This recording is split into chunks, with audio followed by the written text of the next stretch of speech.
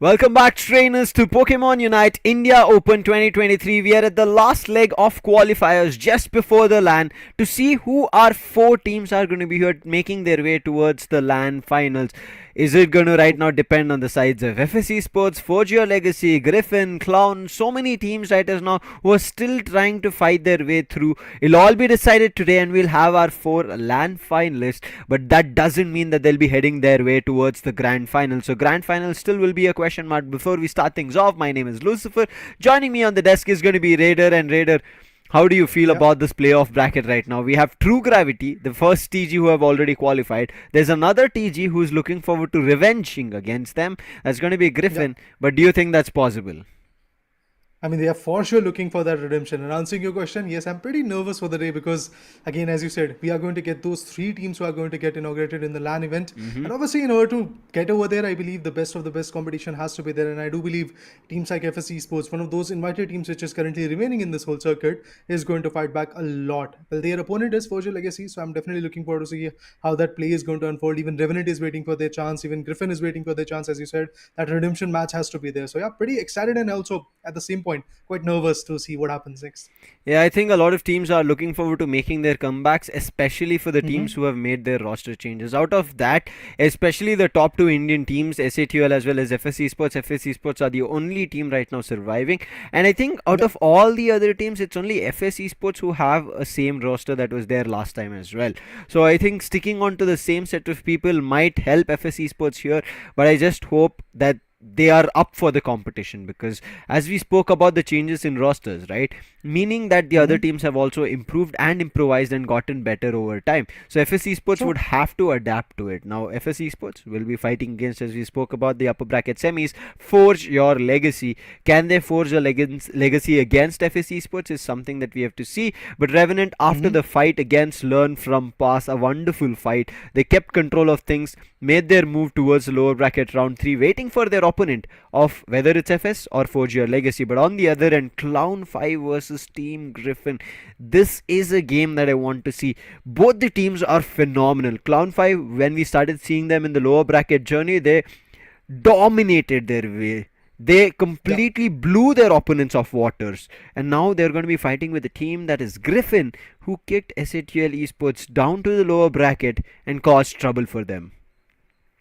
Yeah, I mean, definitely that competition is going to be an eye candy to watch for us. Even if you talk about Team Revenant Esports, like in the lower bracket round number 3, they have beaten Learn from Past yesterday, and that was a very glorious victory coming in because, again, Burzum, previously known as Crowley, was able to perform in a very big fashion, and eventually their whole team synergy worked out. And that is one of those reasons why Team Revenant is currently sitting in the lower bracket, because that synergy was not there in their upper bracket, in the winners bracket round to be precise, when they fought against Team True Gravity. But True Gravity for now has been a team who is just undefeated. I mean, from the start till the end, I mean, they are already qualified for the LAN event. So that means they have already done one part of the job. Yes, securing that LAN event, being the grand finals and being the champion is going to be another thing that they are truly looking forward to. But on the other corner, who is their opponent? That is the major question. Is it going to be FSC Sports or Forgeo Legacy? Well, for FSC Sports and also Forgeo Legacy, there is a chance of redemption. There is a chance of like where they can bounce back in the game, because they do have a situation where if they lose, if any one of those two teams are going to lose, either it is going to be FSC Sports or Forgeo Legacy, they're going to get dropped down to the lower bracket. But in the lower brackets, teams like Clown 5, well, if they lose, they're going to get eliminated. But let's talk about the roster as well.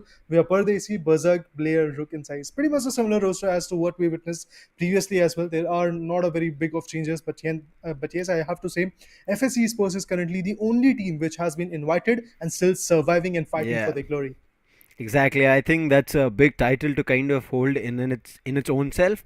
Whether they will be against the likes of Forge or Legacy, who have Ruben, Furia, Volk, Doc, and Artist. And these players, we've seen them in different teams. I think Doc and Artist have also played together, maybe even Furia, if I recall right. But Volk is the one who's joining them new, along with Ruben also coming through. So I want to see what legacy they're bringing forth, because Forge or Legacy also started their journey towards the, I think, up winner bracket round 2 itself, and from there they've been pushing forward and they've won all their games so far. Now this is their semi-finals match, which they'll be looking forward to converting to an upper bracket finals, because if they convert it, right, they will be getting a chance to fight inland, meaning they confirm their slot. They wouldn't have to go through the turmoil of the loser bracket. And who that team is going to be, something that we have to watch out for. Now, I did mention FS Esports have the same roster that we saw previously as well when we saw in the Worlds.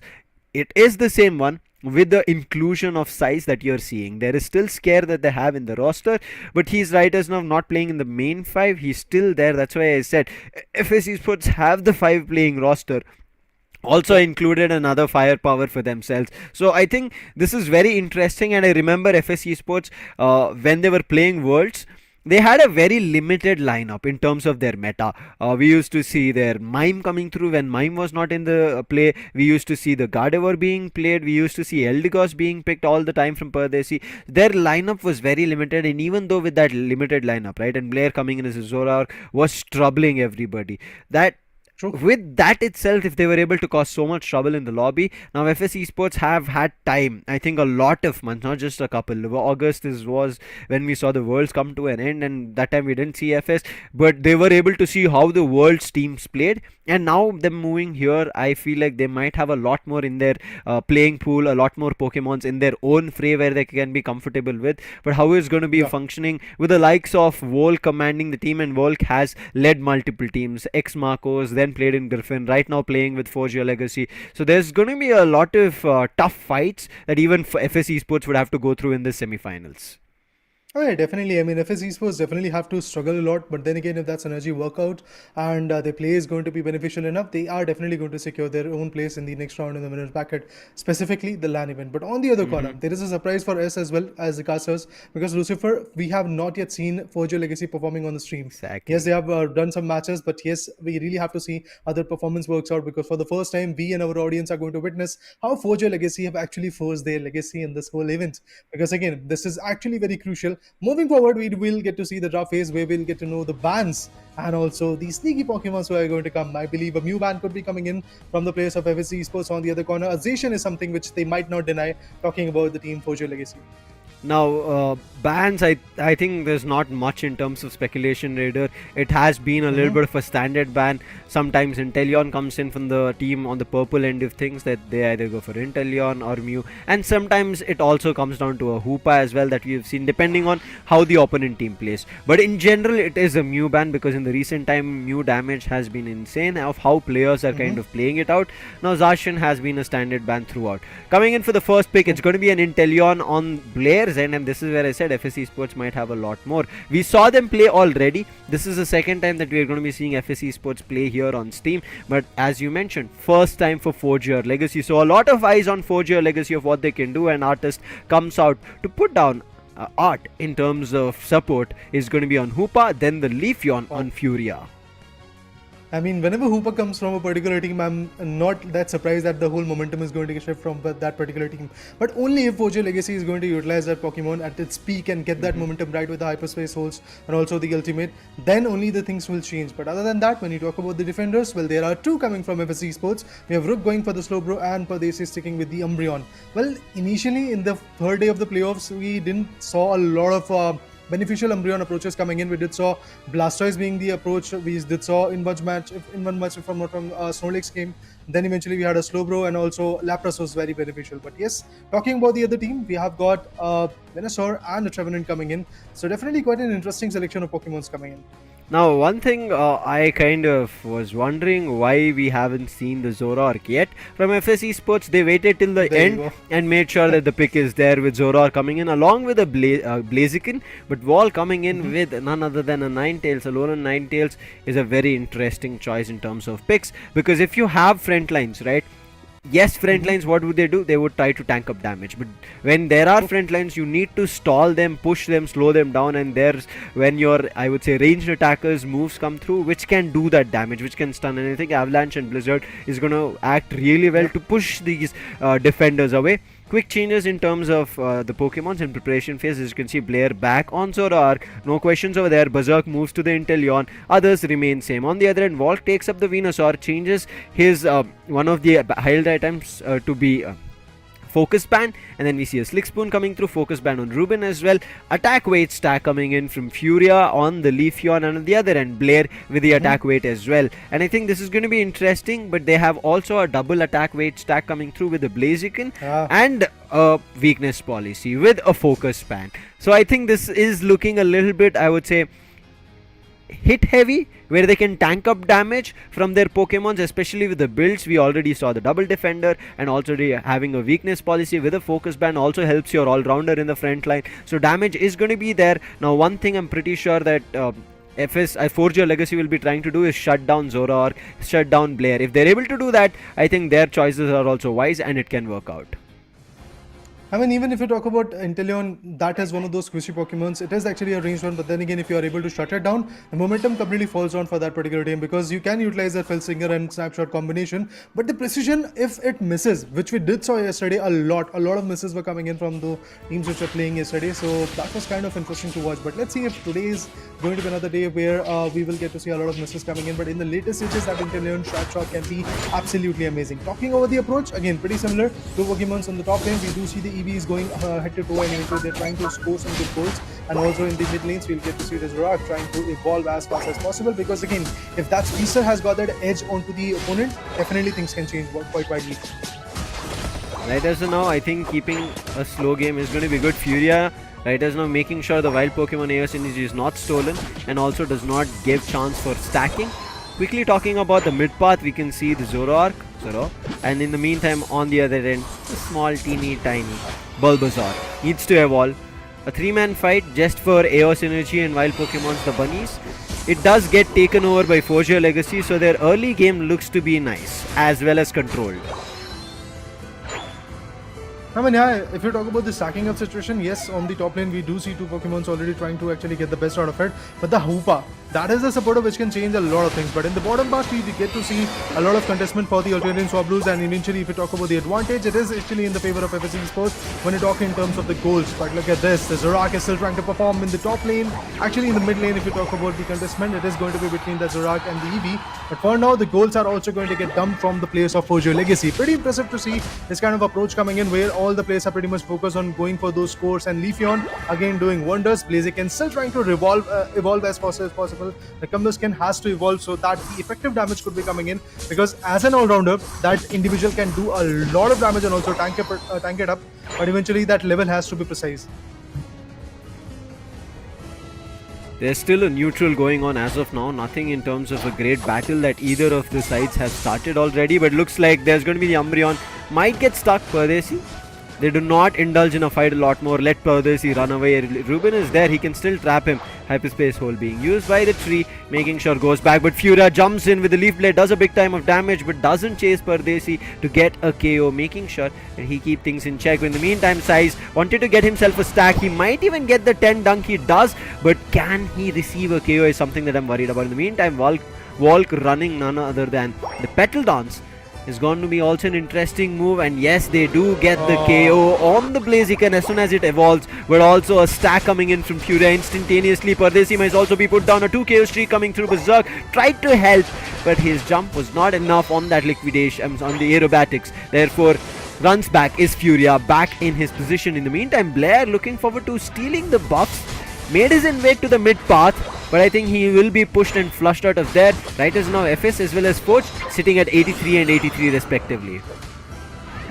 Well, the scoreline is pretty similar, but eventually if we talk about the contestment, I do feel that at this point, the top lane is going to get sacked, because we will get to see our Regieleki getting melted pretty soon. But if we talk about the Regirock, the contestment coming in from Forge Your Legacy is quite over there. We will get to see a Petal Dance, we'll get to see Ninetales trying to attack it, and eventually it is going to be the Leafeon, the Speedster coming in from Team Forge Your Legacy, which will be able to get it done and dusted. 108, and there you go. The 6th partner, the 6th ally is actually going to come, and at this point, the contestment is actually going to be there for the Tier 1 gold zone at the bottom lane, and look at this. Slowbro can't really tank it up. I mean, he knows that he can get KO'd. The whole Tier 1 gold zone in the bottom lane is going to get destroyed, and with that, for now, for a brief moment, it was Team Forge Your Legacy who had that lead, but look at this, FSC Sports dumping it all out, and also with that Regieleki advantage, they will be able to completely go in and eventually secure many more goals. 199. Impressive play coming in from FSC Sports. They're trying to deny all those knockouts, but at the same point, they're trying to get as many goals as possible. But Furia, his survival is completely out of the existence. Unfortunate, 3 players. He did go for a stack over there, but nonetheless, evolution coming in from Volk. He's ready. Can he use his Unite? Yes, he does. The word into anger to find a KO right now, chasing the Inteleon. The Spy Vision make sure that they do not. In the meantime, they're running for Blaziken. In the meantime, another Unite coming in from Zorak. That finds the KO on Volk. Make it a 2 KO streak as they find another Squishy as well. Can they go in for a third? They are trying to get hold of Artist, barely surviving. Wanted to go to the hyperspace hole. Even that doesn't work. And Berserk also finds his KO. And FSC Sports in control. Once again, it is going to be FSC Sports who is reigning on top and getting all those alternating swap blows in their favor so that they can have that level buff. And we do already see that Speedster sticking at level 10, and on the other corner, Leafeon also doing the same. Venusaur has also evolved at a peak in this particular scenario, but now halfway journey is pretty much done in this particular matchup, and we'll get to see a lot more contestment coming in, because in the bottom lane, we'll get to see a Reggie being spawned, and that advantage can really change the things down. But with the Petal Dance, and pretty soon the Ninetales also getting enacted on over there, I believe we will get to see multiple KOs, and there you go. We got to see a Blaziken KO, and after that, eventually, even the Umbreon got KO'd, but it's a rock. He's actually in a KO straight. Kuka also gets taken down. Now the attacker remains over there. Attackers versus Speedster. I really have to see what happens. But look at this. The defender, Trevenant also goes in. That Boinks could have been very, very troublesome, as we do see in the minimap. But no, the Rock is somehow able to escape from it. And also, the tank, that is going to be the Umbreon, is pretty much over there. Inviting for a battle Pardesi. He knows he's a tank. They cannot take him down so easily. They need at least 2 players. Therefore, he's just running around. Trevenant comes in with a Boing. Blair in the meantime goes in for a quick retreat. Full heal, but in the meantime, bottom Reggie taken away. This is something that 4G Legacy need to concentrate on. Right now, their intentions are clear. They want the top Reggie at least, but Pardesi from the backlines pushes Volk away, and Blair can instantly get a KO. They use the days coming through. In the meantime, wait, the hyperspace hole saves Volk from a KO. They all move to the bottom path, and Blair, he will take away the top Regieleki again in the team's favor. Forge your legacy. Thankfully, they did not give away experience in level, but still they give away a Reggie. Not just one, it's 2, because the bottom Regice was also lost, and right now FSC Sports, they have the lead of 2-0-5. Not a big one. Forge your legacy still defending their bottom tier, but right now they have to even defend the top one, the tier 2, making sure that the Regieleki doesn't make it vulnerable, and that is the reason Furia punishes Pardesi, finds a KO, he's looking for another, but Blair, he gets a big time damage. Unite also being used right as now. They're trying to chase him. The Solar Point was not enough, barely managed to survive, but the Leaf Blade comes in at the right time after the cooldown, and a KO being found from Furia. Pretty important KOs coming in. Zorak goes down to the dust, and eventually he's now waiting for the respawn. But even before that, FSC Sports, the lead that they made is now crumbling down, because there's just 205 points in their favor. Pretty much a lead of just 14 points, which is not that adequate, to be honest, because that lead can be changed, and we will get to see that contestment coming in pretty soon, because in just 1 minute and few seconds, we'll get to see the legendary one coming into the legendary pit. It's going to be the Rayquaza fight that I'm pretty much excited about. But even before that, if we talk about the KOs, it is going to be very interesting. But look at this, Blaziken trying to guard the top lane, but there is a contestment for the alternative swap blows, which is going to be in the favor of Team 4G Legacy. And now it is all about the bottom lane, where the contestment for the Regice might actually come in, or whatever Reggie is going to spawn over there. I'm looking forward to it, but a complete stack into the bottom lane is going to be the equation. In the mid lanes, we will get to see the Blaziken and the Speedster also working its way up. Pardesi playing with a Wish moveset. This is why I was wondering, why is he so confident? Why are players not chasing him for a KO? That's because he can regenerate his health with the Wish and also help his teammates to regenerate. Riders now keeping guard off. Again the tier 1. Pardesi moves in with a foul play, tried to find a connection. In the meantime, a 2-man push towards the top path. They take the hyperspace hole and immediately try to help, and also find a KO on Pardesi, who was trying to make an overextension at the tier 1 on bottom. And now 4G Legacy have some control of things, because they did not lose the top path fight as well as the bottom, and now they're taking the Reggie steal, but there's 3 seconds on the clock. They don't have time, and the Rayquaza spawns. It's time for the final stretch. Well, the final stretch is going to be chaotic enough, because both the teams are looking quite close to each other, and in the tall tree grasses, we'll get to see Doc holding it off. He's getting the right idea of how he has to perform and eventually what he has to do. But Hoopa can really change the things around, and we do see 10 Unites being farmed already. I mean, every single individual has got their own Unite to play with, but look at this, the contestant goes in. Oh, Trevenant not looking that good, but eventually the support with the Petal Dance will be coming in from the attacker.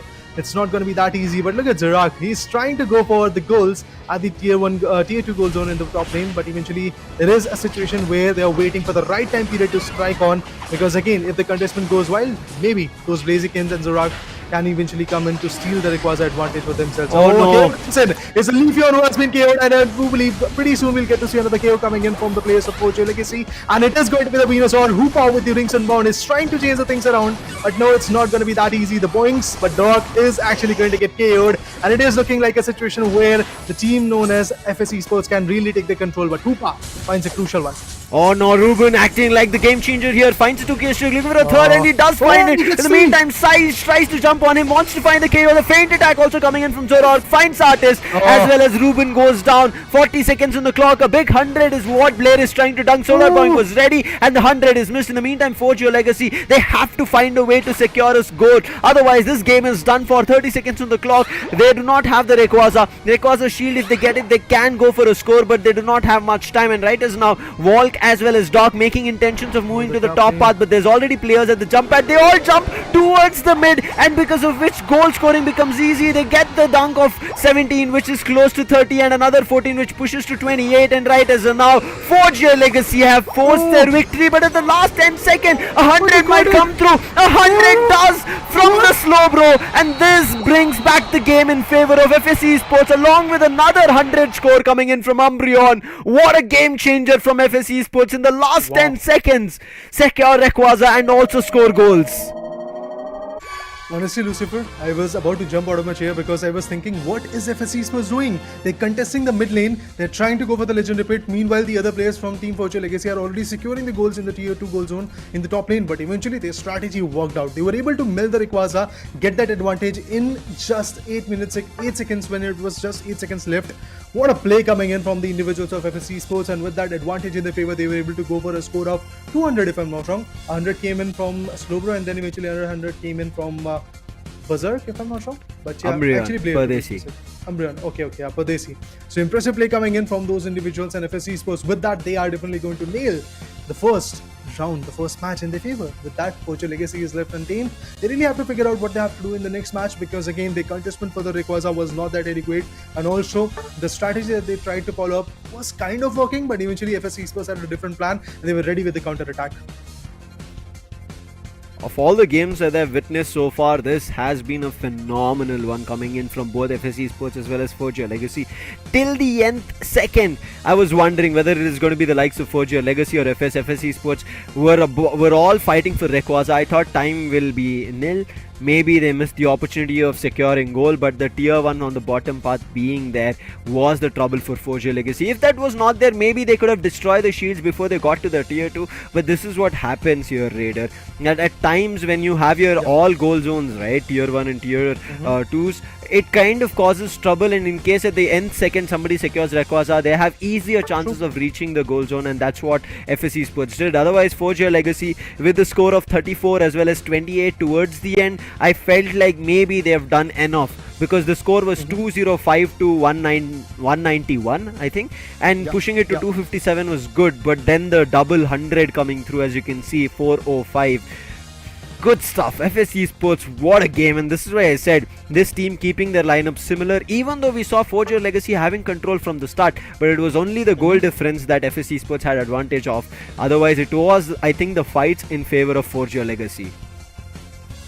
To be honest, yes, as you said, FSC Sports was trying to get some good scores initially, but then again, look at Forge Your Legacy. Every now and then in the graph, you'll get to see that they were trying to chase it, they were trying to contest it, and there was a situation where they were stuck like for 3 minutes with a lead of just 14 points. They just had 14 points in their favor when you talk about FSC Sports, but eventually in the final stretch, things started to change when the players of Forge Your Legacy decided to dump in another set of few amazing goals, and with that 257 in their favor, the pressure completely trickled down to the players of Team FSC Sports. But then that Rayquaza steal in the mid lane, everybody was concerned about it, and eventually I did saw, if I'm not wrong, 4 Pokemons were trying to melt down the Rayquaza. Slowbro was already on the move for the tier 1 goal zone in the bottom lane, because he knew that he has to get that goal. Even if the whole scenario of getting that shield was not successful, he had to have that goal in his favor. But eventually the shield came in, because they were able to melt down the Rayquaza at the right time period, and eventually with that advantage, there was nothing that could really have been done, because they had the shield, they had the advantage, and eventually with 200 being dumped in the final stretch, as you can see, things completely change. And yes, it is the match of FSC Sports for the first match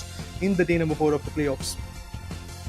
Oh man, such a close game. What a wonderful one in this upper bracket semis. This is why we said today's games are going to be super competitive, because all teams are fighting for one chance to qualify to the LAN, and that's where everybody wants to fight in front of their own favorites, in front of their fans, in front of the viewers who love Pokemon Unite and want to show them of what is there in Pokemon Unite. I think that's something that I did want to see, and it's already starting off in the last day of this qualification, where we are going to be seeing from today. The next phase is going to be the LAN hits. But you can see here, right, there were certain instances that players individually were getting separated, and I think that's where things went wrong. And also the front line was just amazing coming in from FS Esports. That Slowbro as well as Umbreon, you saw they were kind of letting or forgetting Pardesi that he was there at times. They're like, leave him, because he can self-heal him, he can get back his health, we cannot chase him and keep fighting, and if we do that to him, then there is the Slowbro who might come in. Otherwise Blair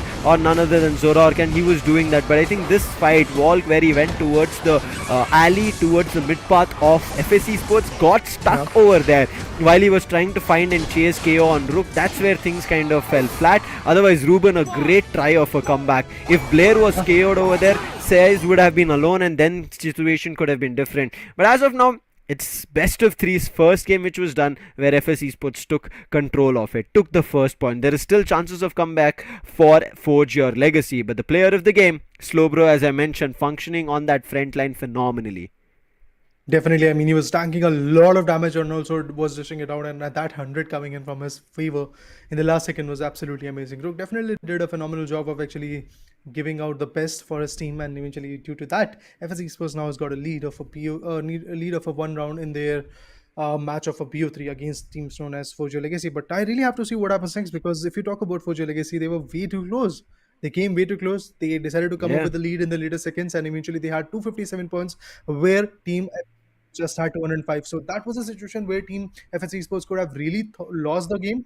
And we were also thinking that what is happening, they could have easily jumped to the top lane, eventually contested, so that those dumps of 37 goals or some other goals like 28 goals could have not come. But eventually these guys had a different strategy. They wanted to melt down the Rayquaza. They wanted to have that advantage. They didn't want to completely deny the fact that the other team is trying to score the goal. They wanted themselves to score those goals. And in that terms, yes, they were very, very successful. And with that, yes, the advantage is something that now Forge Your Legacy has to come up with. And that pressure is definitely going to eat Forge Your Legacy right now, no doubt in that. That pressure and that momentum from Team FS Esports will be also coming in. But really have to see what happens in the next match, because it could actually go down to a final map, or maybe we'll get to see a decider as well. Because if FS Esports loses, we'll get to see a second chance being given in the winner bracket for Team Forge Your Legacy. But remember, guys, even if Forge Your Legacy loses or FS loses in the later terms, we'll get to see a lower bracket match for themselves. So yes, the turmoil of the lower stages is going to be there. But other than that, yes, absolutely amazing competition. But with that, Lucifer, I believe the next match draft phase is already ready. So let's have a look at that as well. And you can see immediately banning that Slowbro out. I was wondering, like having a Slowbro along with as well as a Umbreon caused trouble, and yes, it did brew. On the other end, keeping that Zacian as a standard ban. I just want to see a difference coming here. You saw the initial KO where things kind of fell flat for Forge Your Legacy was them losing the Leafeon. The Leafeon's intentions were clear, to go behind enemy lines, get that back line, invade it, and then find a KO over there. But they knew. And also counters were ready. As of now, bans are done. I want to see what kind of counters this time they have. Precautions for the final stretch. First pick coming in from Artist. Does he still stick on to the Hoopa?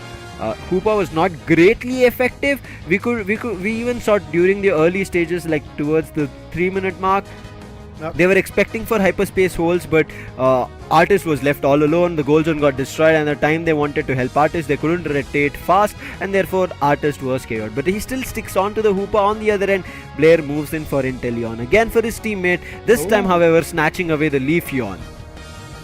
Well, the Sweetser is here. Well, in this particular matchup, we won't see Zorak action coming in. It's going to be Leafeon. And on the other corner, if we talk about the attacker from Team Forge Your Legacy, we'll get to see a squishy Mew coming in. Those solar beams are definitely hurting a lot of players. But with that, the tank Umbreon will be coming in.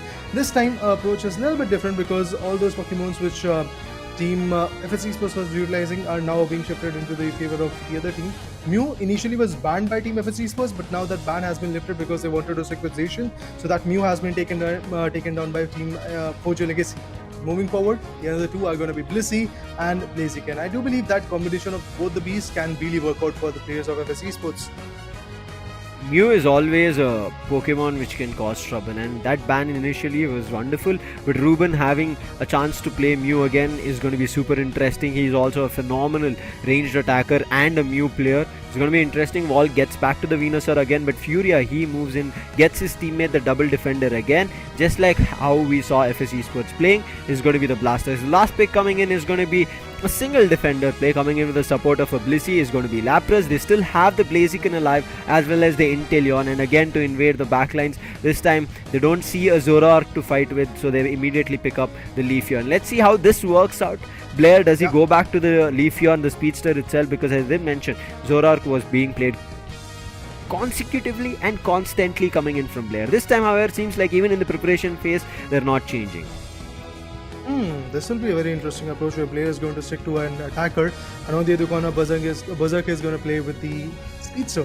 Definitely have to see how this is going to turn out, but these 10 seconds are going to be very valuable because yes, these strats are being made, the changes are already there, and we'll get to see how the play is going to unfold, because this could be a possible last match in the wins bracket on the stream, and then we'll get to move on to the LAN event as well. But even before that, yes, really have to see how Team 4J Legacy can really bounce back from here, because it's a very vital, very important match for Team 4J Legacy. They came way too close but went way too far in the later stages. Like in just 8 seconds, the whole story of Team 4J Legacy changed, because to be honest, all the fans and all the viewers and me personally as a caster was feeling like, yeah, this is the match where Team FS Esports might actually do this. Well, there was a big chance where FS Esports could have lost that particular game, but they decided to stick with the Rayquaza, and eventually it paid them in a very good fashion. But yes, now eagerly waiting to see what happens next, because the match is going to get started, and these 10 minutes, don't you think so, Lucifer, are going to be very valuable for both the teams? Let the match begin. It's going to be a crucial one, as you said. One for FS Esports because they already have the lead in the point in this best of 3, whereas 4J's Legacy, they need to find their one. Taking down the Bunny super early on the bottom path. In the meantime, sending their Sobble on the mid path for FS Esports. Sending their, again, little teeny tiny Bulbasaur to the mid path on the side of 4G Legacy. Quick stacks, because right as now Umbreon wants to evolve as early as possible, but FS Esports are running a double stack on 2 of their Pokemons. One is a Speedster, another is an all-rounder. The Torchic that you see has an attack weight as well as an Eos Cookie. On the other end, there is also the Eevee, right as now, which has to evolve to the Leafeon, which is also running an attack weight as well as an Eos Cookie. Stack coming in still again. Doc also gets his 5 in. Now he has to move back. But on the other end, Berserk gets a chance to evolve. Now is on the Leafeon, but a Mean Look being used. Solar Bonk right now is not effective. There can be a chance of a KO, but the Mean Look gets over, and therefore they jump immediately to their goal zone, which gives them a blue shield. In the meantime, Blair, he gets stuck. Doc, can he find the KO? He tried his best, but because it's just evolved, Mean Look is the only move. Mean Look was the only move which was unlocked. But in the meantime, what just happened? Walk just moved in, and he's instantly KO'd. On the other end, the beams coming in, that finds a KO. Make sure the Water Toll also looks forward to, and that's a double KO especially being found, meaning 4G Legacy, even though they had one player who had to go back and heal themselves or respawn, there were 3 players from FS Esports and they had to force them back. But Berserk, as he found it timed perfectly, I think so, but no, comes in at the right time. Doc, big solar beam coming in, Mean Look to stop anything. Berserk, he's done for, there's no way he survives. Again, that Mean Look gets over, and Berserk survives back to the goal zone. 51 points coming in from 4J Legacy. They're definitely in a lead right now. They're trying to hurry their way to a victory in this particular matchup, but I'm looking forward to see how that is going to result. From the skin wanted to fall back, and eventually that's again going to be the case that he's going to stick with. But yes, I really have to see how this play is going to unfold, because in the legendary pit we'll get to see that Ultraman Swablu also getting utilized, but Pardesi getting cornered, he's going to get KO'd. Yeah, there you go. There is nothing that he could have really done. 4 Pokemon's already sacking onto him. Oh, the Lapras also falls down. This is not looking good for Team FS Esports. From the start, they're getting multiple KOs, and Sai is also about to get KO'd if he does not run back, but eventually he was able to do it. He was able to fall back, and in the tree grasses, we'll get to see another Pokemon also getting set ablaze. But that, yes, Team FS Esports is now struggling, because look at the level buff as well. Venusaur is already at level 8. On the other corner, the attackers are not even close to 7. I mean, Inteleon is, but then again, really have to see how the play is going to unfold. Doc doesn't have anything to stack, but he's just doing it to annoy players of FS Esports, to cause trouble, making them think that, oh, maybe he's running in special attack specs or something of those sorts. Right as now, it's a 3-man play coming in from 4G Legacy on the top path. Maybe they're going to look forward to the top Regieleki first, playing with the Umbreon as well as the Ivysaur right as now in the bottom path. Size will fully evolve to Blaziken. Still doesn't have his Unite though. so he has to watch out. Stacking also not that being great, but in the meantime Volk evolves. He's on level 9. He has the Verdant Anger available and he uses it, making sure there's no steal. Big time damage coming in on Blair and they send the players back. However, Rook still wants to keep the fight ongoing. Venusaur is ready, goes in for a beam along with the Mew. It doesn't find effective KO, but it does force the players and pacify them to lose their health and push them back to their goal zone. This is a very interesting approach coming in. The Hyperspace Souls once again are being very effective. They're trying to contest both the Regis and now they're approaching for the Regieleki. But let's see if that is going to be fruitful enough, because right now Size is pretty much confirmed that he has a very big approach of getting Evolve first, and then eventually when the Unite is there, he might actually be able to utilize it, and Unite has already been farmed. We'll get to see a KO coming in. It was Inteleon who got a very crucial KO, and now the Regieleki is getting melted. But let's see who is going to have that advantage, because in no time we'll get to see a close-up contestant because the Water Turtle is ready. The Venusaur is already coming in, but the ally, the 6-1 comes in. The Solar Beams coming in from both the Pokemons are very effective. Keep the Venusaur and all Mew. Both of them are utilizing it. Australian Swablues also at the concern. 91 good points coming in from Poacher Legacy. Yes, indeed, they are maintaining that lead, maintaining that pressure. But in the top lane, the Regieleki also gets destroyed. And with that, the bottom lane contestant is what we are looking at. But Hoopa again might be able to save that day. Right as now, almost everybody from 4G Legacy have almost unlocked their unites. It's only the Hoopa who needs to. A big KO again on the Blissey, support going down without any support players being there, and the goal zone being destroyed with a overdunk of a 40. Moonlight Prans Riders now to kind of defend the bottom goal zone, but it's not working out. They still managed to score little goals here, but that's not going to be a great difference, because you can see 4G Legacy already sitting at 171, trying to chase them out. They did use a hyperspace hole and all teleport to the bottom, and immediately FSC Sports, they decide to retreat. But 4G Legacy, they're not deciding to retreat. They want to get another overdunk if possible. 8 gets scored coming in again from Doc. Always annoying, even though he doesn't have any stacks to play with, he still gets the score. And with level 9 coming in, the Hooper also has his Unite. Finally, we see the entire side of FSC Sports also unlocking the Unite, but a quick steal of a buff coming in from Berserk. Might look forward to a 40 score, but it doesn't happen. Inteleon trying to help him out. The hyperspace hole is here, and the players from FSC Sports are forced to rotate again or run back. Now, every single time when Team FSC Sports decides to go for a goal of even 10 AOS energy, there is going to be that hyperspace hole which is going to annoy the hell out of them. What an amazing play. Look at this. Again, every single time, guys, you'll get to see those hyperspace holes being very, very effective. And Blaziken is now outside of Blaze. He had to fall back.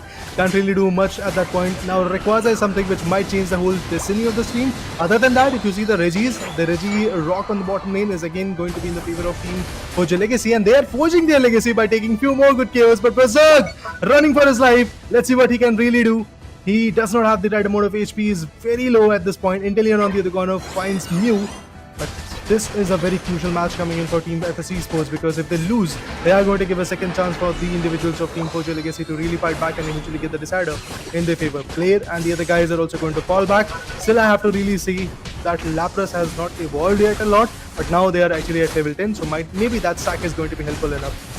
Blastoise ready, wants to go for the last hit. Rapid spin along with the water spot coming through. Can he get the last hit? No, the overheat secures from Blaziken. Size makes it happen. Berserk ready with the solar burn. Both of them want to find the KO on Furia. But there is the Venusaur who's here to help his teammate out. But the fire cake coming through pushes the player out, finds the KO along with the Regieleki's help. And now Size, he might even take down Volk along with Berserk's help. And yes, they do it. There is a chance for the Regieleki to push, but the hyperspace hole immediately gets the players back. And Volk, before going down, he does find a KO. Mew also helps, puts down the Leaf here, and now Regieleki, who was their 6th ally, has come to a stall and a stop. In the meantime, there's a bottom path push. They immediately take the hyperspace hole, and Rook is forced to run out. The Electro Ball, it connects and finds the KO on Rook. That's the Lapras down, and Forge your legacy. Even though they might be losing one of their players or the other, if they're losing the Regi, they're still keeping control of the paths in their favor.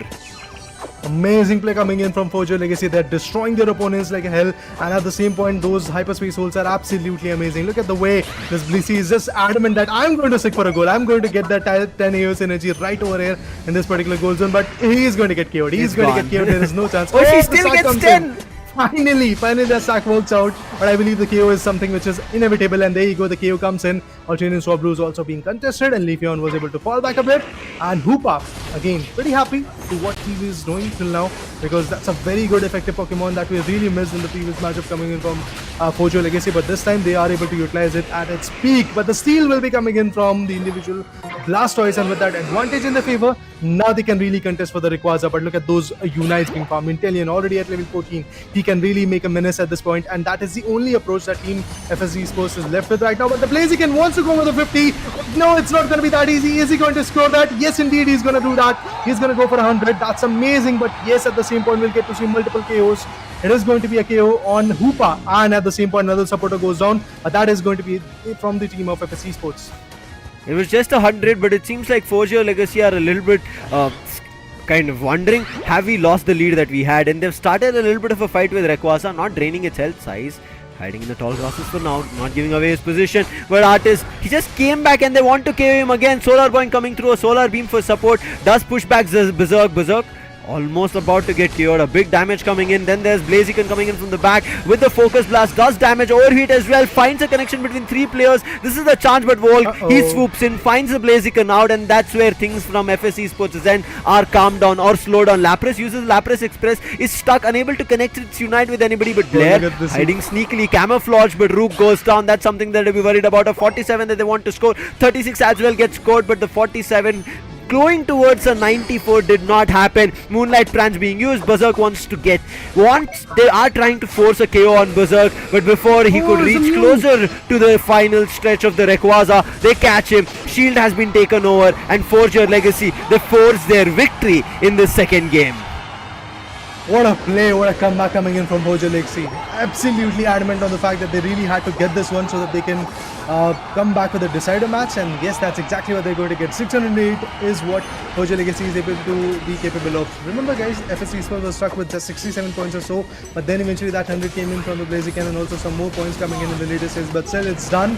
There are going to be some more goals possibly, but yeah, there you go. A set of 6 goals coming in, but a lot of KOs in the later stages, and with that FSC Sports loses this one, and it's going to be an equalizer in the BO3 picture in the favor of Team Forge Your Legacy. And with that bounce back in the game, and that too with that amazing lead in the favor, it does feel like that Forge Your Legacy has got that trust and they can really dictate their chances. So I feel either FSC Sports can ban the Hoopa or they can pick it for themselves. Yeah, I think Hoopa pick, letting it be, and especially kind of functioning so efficiently, right, Raider, that's something that caused them a lot of trouble. Artist, you can see sitting at 11 assists, 1 KO for him. Ruben, as I already mentioned, him getting a chance of picking the Mew was the troublemaker, and along with that, Volk also playing the Beamer. So double beams coming through is what caused a lot of trouble. Doc played phenomenally. That mean look did cause so much trouble. It was trapping the players. Maybe he alone could not pick the KO, but the amount of traps that he was putting down with the mean look was more than enough. And Furia, what a top path play coming in from him. Fully under control. Berserk tried his best, size as well. His overheat did do a lot of damage. Focus Blast as well when he was ever changing the stances, but it was not enough coming through. Rook, I think this was one Pokemon which was super crucial on the front line on Lapras, which had a very late evolution game. Lapras is a late game Pokemon. Early game, yes, you can kind of find damage with it, but it kind of doesn't act as a great shield in the start of the game, but in the end game, both a shield as well as a damage dealer is what it can act, and in this game it didn't function as either. And especially as you can see, Pardesi, I think this was a little bit of a disheartening game coming in for Pardesi, where his recovery or healing only at 13,000 on a Blissey. I think that's where it caused trouble. He was always getting KO'd whenever he gets spotted. He was put on a mean look, or he was separated from his teammates, was getting beamed, the Phantom Force, whatever you could imagine, everything used to happen to Pardesi rather than anybody else. Yeah, I mean, he was getting sacked up a lot. He was getting it on a lot of fun. And on the other corner, he has the reversal of those roles, and not getting the right Pokemon in their favor for Team FSC Sports also changed a lot of things, because Berserk could have actually gone with an attacker. Blair on the other corner is absolutely phenomenal when he plays with the Speedster. But as we do see that the Pokemon roles were a little bit different, and due to that, as the approach was not that useful. Leafeon, I really did not witness a lot of things coming in from those Leafeons, except the running back from the scenario where Hoopa was coming up with those hyperspace holes, and eventually the Venusaur with the battle dance was absolutely chaotic. And also at the same point, I really have to see what happens in the next matchup, because these Mew picks and the Venusaur pick, that has been consistent from the individuals of Forge Your Legacy. Although in the first match it was banned by the players of FSC Sports, that's why that Mew pick was pretty much out of the existence for Forge Your Legacy, but they were able to stick with Venusaur and the Hoopa, and they were able to utilize it at its peak. And also the Umbreon, to be honest, was absolutely useful. Well, in the first match, it was in the favor of Team FSC Sports. In the second one, it went in the hands of Team Forge Your Legacy. They were able to take it, and look at the advantage that they've got. A score lead of like approximately 380 points. One thing that troubled me here, Raider, was the moveset of Blissey. I was wondering, where did the egg bomb go? Why couldn't I see it? I could see like a pool of something yellow happening, but it was not an egg bomb. It was the helping hand along with the safeguard being used. So I don't know, like there was like very minimal healing with the movesets itself that they had kind of used. It was not kind of stunning or something like that. So I think from the get-go itself it felt a little bit dicey or not the right movesets to play with. And also looking at this stack, right, you can see both their stack players who had Aeos Cookie and Attack Weight, Leafeon as well as Blaziken, have just one stack, just that 4 when the game started, between the 0 to the second minute, and after that nothing. Then only after the 8-minute mark we saw the Blaziken dunking 100. Otherwise there was nothing that we saw coming in from the sides of FS Esports. I think that's something that you have to pay attention. And throughout, I think Pokemon Unite India Open, that we have seen this being a trouble for any team that you take. If they run an attack weight and if they don't get a minimum of a 3 stack from the 0 to the 4th minute mark, their entire game flubs off. And towards the end, maybe they have some lucky instances, but if they don't get that 3 stacks, I would say even under the 2-minute mark, then things are going to start falling flat.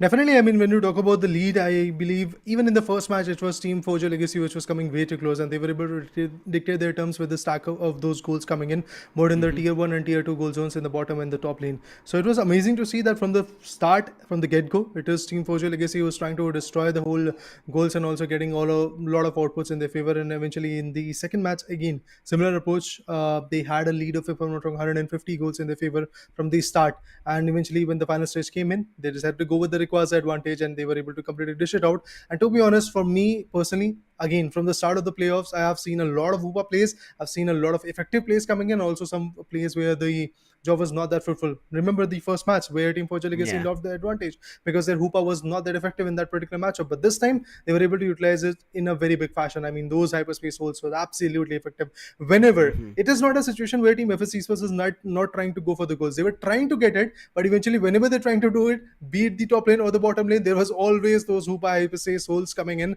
And due to that, the players were popping out of it, and eventually they were trying to destroy them. They were trying to get the KOs. And at those points, yes, we did saw players were left unguarded. They didn't have an idea that somebody is going to come through and eventually they're going to put them down. Yes, there is a situation back in it they had that we do see an Hoopa in the opponent, but then again, it is a situation where you are left unguarded while you are trying to stack up those goals. But at the end, it is done, guys, and we will get to see the decider of the first match of day number 4 of playoffs in the Pokemon Unite India Open 2023. And let's see what are the bans. It's going to be a slower ban coming in from the individuals of Team FS Esports, exactly what we witnessed in the second match. But this time, it has to be a situation where Team FS Esports has to deny that Hoopa, to be honest. Because if that Hoopa is again going to be useful, I think things might change for the players of Team FS Esports. They might actually go to the lower bracket. First pick is here still for the sides of Forger Legacy. They might pick it up, but they say no, we want the Leafeon. We do not want to give it away for the sides of FS Esports. Now FS Esports have a chance to pick up the Hoopa for themselves, and they do. Pardes immediately make sure they get it, and then we see the Inteleon again still being a standard pick in all the 3 games for the side of FS. Next 2 picks coming in. Doc back on the Umbreon, but Ruben, he still has the chance of a Mew, and we can still expect 2 Beamers coming through. Solar Beams have been a very effective move. It doesn't matter whether you're like a Pokemon which is the counter for a grass type. I kind of keep forgetting. I think bug type are super effective. No, water type. So the greatest move or the super powerful move for every grass type Pokemon is Solar Beam. But here in Pokemon Unite, this Solar Beam is super effective against all Pokemons, because again, it's a ranged attacker move coming through, and if it's effective enough and your Pokemon is evolved, it does a lot of damage. So the double beamers are still here with the Blissey coming in on Artist, and then we can see even a Blaziken as well as Berserk, him bringing a Trevenant this time. Well, we did saw Trevenant in the first match, but eventually it was in the favor of Team Forger Legacy. Yeah. This time it is going to be FS Esports who is going to utilize it, and in every single matchup, if I'm not wrong, FS Esports was able to utilize that Blaziken except the first one. So I'm looking forward to see. Actually, in the first one also we did saw Blaziken coming in. In the second one again, they had that Blaziken, and to be honest, that Blaziken is effective enough. But eventually, with this approach, maybe things will change. Gengar, what do you think about this? Wait, what? I just kind of was looking at what other Pokemons can come through. I was just putting all the Pokemon pictures in front of me. What movesets can be used? And Gengar out of the blue, Berserk? Wow. He decides to go berserk. This is going to be super interesting now. Gengar not being seen in the meta or not being seen playing in the fray, but they make a choice of this. I want to see what moves they make use of. I'm pretty sure it should be a Dream Eater moveset coming through, but we'll wait and watch of how it functions. This time the attack weight is, or stacking, is going to be there only from one Pokemon on the side of FS, and that's going to be Blaziken. On the other end, it's going to be Umbreon and nobody else. Very interesting game. All of them running a single defender, one supporter, one all-rounder, and on the other end they're running a double ranged attacker. This is very interesting. A speedster and then one ranged attacker for the side of FSC Sports. FSC Sports have got all the 5 categories of Pokemons, whereas 4G Legacy, they're like ranged attackers are here, our beamers are ready, we're gonna get this game underway in our favor. The battle is ready. The teams are ready. Let's begin the last battle for deciding who our upper bracket finalist number 2 is going to be. Well, let's see what happens. I mean, it's a road where things can change rapidly for both the individuals. Be it FSC Sports or 4G Legacy, both of them are very close to their victory and very close to their ticket for the LAN event. But moving forward, FSC Sports, well, again, their approach is pretty much similar, that they are going to be a lot of stacking up into the mid lanes, and also in the top lane we'll get to see the Chansey going over there and trying to get the best out of it. And with that, the EV is also going to be there. But there you go.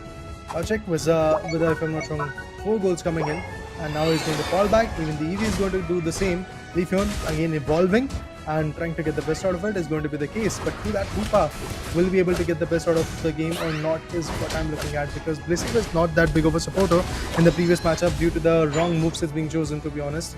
But in this particular matchup, when Team 4G Legacy has got it, maybe things might be different and they might actually stick to the right move, and eventually the meta would be in their favor. But they see that Hoopa is very valuable, buddy. Make sure to actually get the charm out of it, and I'm looking forward to see how the game revolves from here. It is now still a slow game, but you can see 4G Legacy are getting their stacks in. They've gotten a score of 9. Blair finally moving out of his mid path.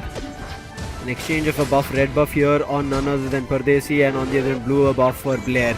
Level 5, Torchic finds the first. Blissey is down. Blissey was already a trouble, but meantime a bottom path KO coming in from the Ivysaur. 3-man play coming through, tried his best. Leafeon tried to survive, but eventually had to go down. That's going to be a 2 KO coming through in the start of the game for FSC Sports. In the meantime, FSC Sports are not stopping there, want to take away the buff. They've invaded the mid path of 4G Legacy, trying to cause a lot more trouble, but this time Size, we spoke about it, he's already gotten his 4th stack, I presume. In the meantime, Furia, he runs in. Can he find it? His Solar Bank was there, but right as now, it is going to be a play coming in from Size on the kick. In the meantime, also Art is making his move. Size wants to get the berry, but a Solar Boing, that helps, and they find the KO on that stacked Combuskin. The Haunter in the bottom, in the mid lane, to be honest, is still pretty much ready. Looking forward to see how that play is going to unfold, but Hoopa with the hyperspace holes can be very, very useful. And Berserk has to really cook Berserk in this particular matchup, because if they lose, they're going to fall down to the lower bracket. But those slaps from the Blissey are absolutely amazing. Really have to see how the play is going to unfold. 4G Legacy on the other corner goes in for another set of 5, and there will be a KO from the Inteleon onto the Leafeon. The Speedster goes on, and exactly that is going to be the case for even Team FSC Sports, because their Speedster, the Haunter, also goes down by the attack element of 4G Legacy. Rogue trying to buy time. Pardesi is here and then gives the hyperspace hole. Make sure that everybody will rotate to the bottom path. And 4G Legacy immediately call it quits. They move back to their goal zone. Also get experience for themselves. That's going to be the Alterian Swablu. We saw the Dream Eater. I think it did not connect with anybody, but Berserk, big solar beam on them. But immediately the hyperspace hole was there. They all retreat back, but they're waiting for the Reggie. Volk has his Unite again unlocked. Playing the Shadow Ball as well as the Dream Eater, will want to keep distance, especially the ranged attackers who are squishy. If they get hit by the Dream Eater, easy chances of getting KO'd. But the bottom tier 1 has been destroyed. Now Mirage being used along with that a big solar beam, and that's going to be finding the first KO. In the meantime, a quick KO on none other than Regieliki, adding on the second ally.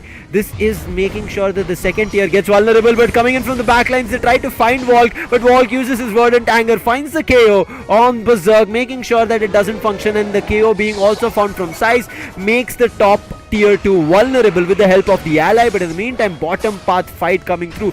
Blair had used his spy vision, but it still doesn't work. A hyperspace hole to retreat back to goal zone, and from then back is Pardesi, but still the bottom path fight. 4G Legacy, they might have controlled it, but they did not win it.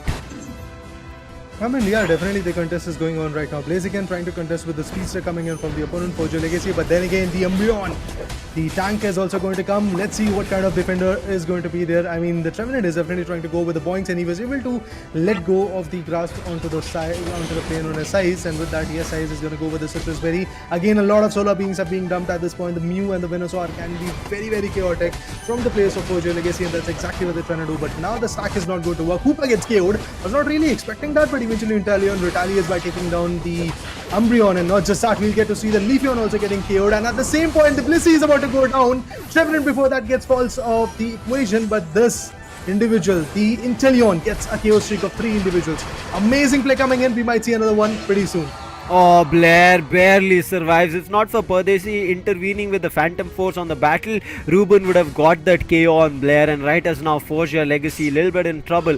Talking about quickly on levels, there's not a big difference, but the Inteleon is causing them a lot of trouble. That crit hit has been very effective. Pardesi, Hyperspace Hole, does he go and save himself? Yes, he does. Quickly ejects into the Hyperspace Hole, gets the full heal. He's not going to be back. He's going to use the jump pad and go towards the tier 2 on the bottom. In the meantime, Gengar is pushing towards Umbreon because tier 1 is still active on Forger Legacy's bottom, but Ruben was about to get caught. 2-step Emerald coming through, but it does not work out. Mew's Solar Beam, however, it works and now causes vulnerability for Trevenant. 3 players on him. Verdant Anger coming out through. There was also the Spy Vision being activated from Blair, and now that causes a lot more trouble as the Horn Leech moves towards the Venusaur along with the Blissey getting stuck, and Blair quickly takes advantage of it, finds the 2 KOs streak, and FSC Sports completely in control. This is what I said. Forger Legacy are able to pacify a fight, but they're not winning any of it. So FSC Sports on the other end, they're pacifying and winning all of them. Oh, steal! Solar Beam! But what is that? Amazing. Leafeon instantly gets killed after stealing this advantage.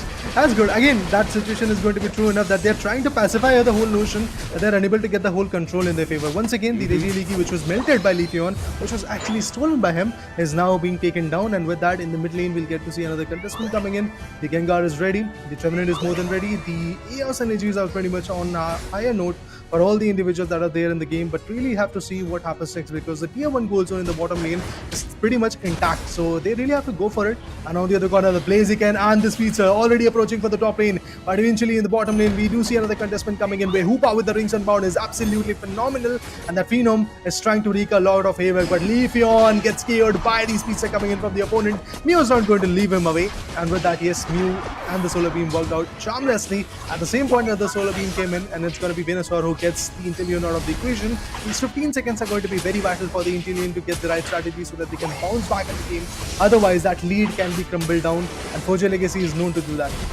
Oh no, Walk alone was trying to drain the health of Reggie as he needed some other help, but right as now the other players from FSC Sports are also here. Chances of stealing are higher. Solar Beam, beams coming through from both the ends, and the beam doesn't secure. It secures from FSC Sports' overheat, I guess, from the Blaziken. Unfortunate again. And in the meantime, another Speedster finding another. That's going to be Leafeon going down to the Gengar, causing trouble. This is where Forger Legacy, they're just pacifying things, not finding the right KO, but Berserk hiding, tidy, ready. He's looking forward to maybe even stealing the red buff for himself, and if he does, Walk will be super unhappy, and they still have no idea about it. Dream Eater can do so much damage to a ranged attacker, and it can continuously hit them in case it finds a KO. Multiple Dream Eaters can be seen, but Berserk not giving away his position at all. 20 seconds on the clock. Walk is moving towards him. It comes in. Dream Eater, Solar Beam, but it is not going to be enough. Shadow Ball along with the Dream Eater finds the KO on Walk. Also pushes the Gengar to level 13.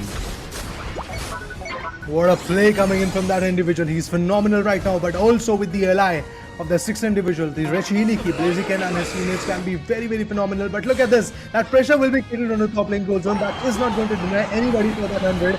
Yes, with that, 310 is where Team FSC Sports is residing at. But now the contestment of that Rayquaza is something which is going to be very, very valuable. And at this point, the Hoopa can be quite precious, to be honest, undeniably, because that hyperspace hole can help them a lot, and also the Rings Unbound, which we are waiting for, can really help them a lot. But how to see all those solar beams coming in.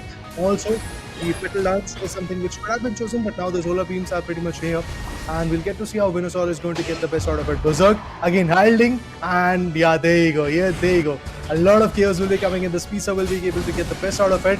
This is the final stretch. The last 1 minute and 18 seconds. What? It's Blissey! It's Blissey who gets it done. KOs are coming in as the Speedster gets KO'd. Not just that, we'll get to see the Trevenant as well It is a done and dusted match for Team FS Esports. Can't really deny it. But yes, they're trying to get the best out of it. And look at that.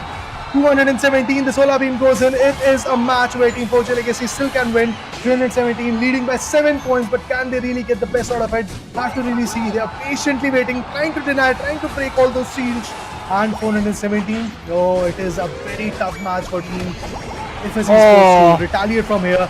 Bombers of those 100 goals are getting in the face of FS Esports. And this is a match where Team Forge Legacy is undeniably going to go for a LAN.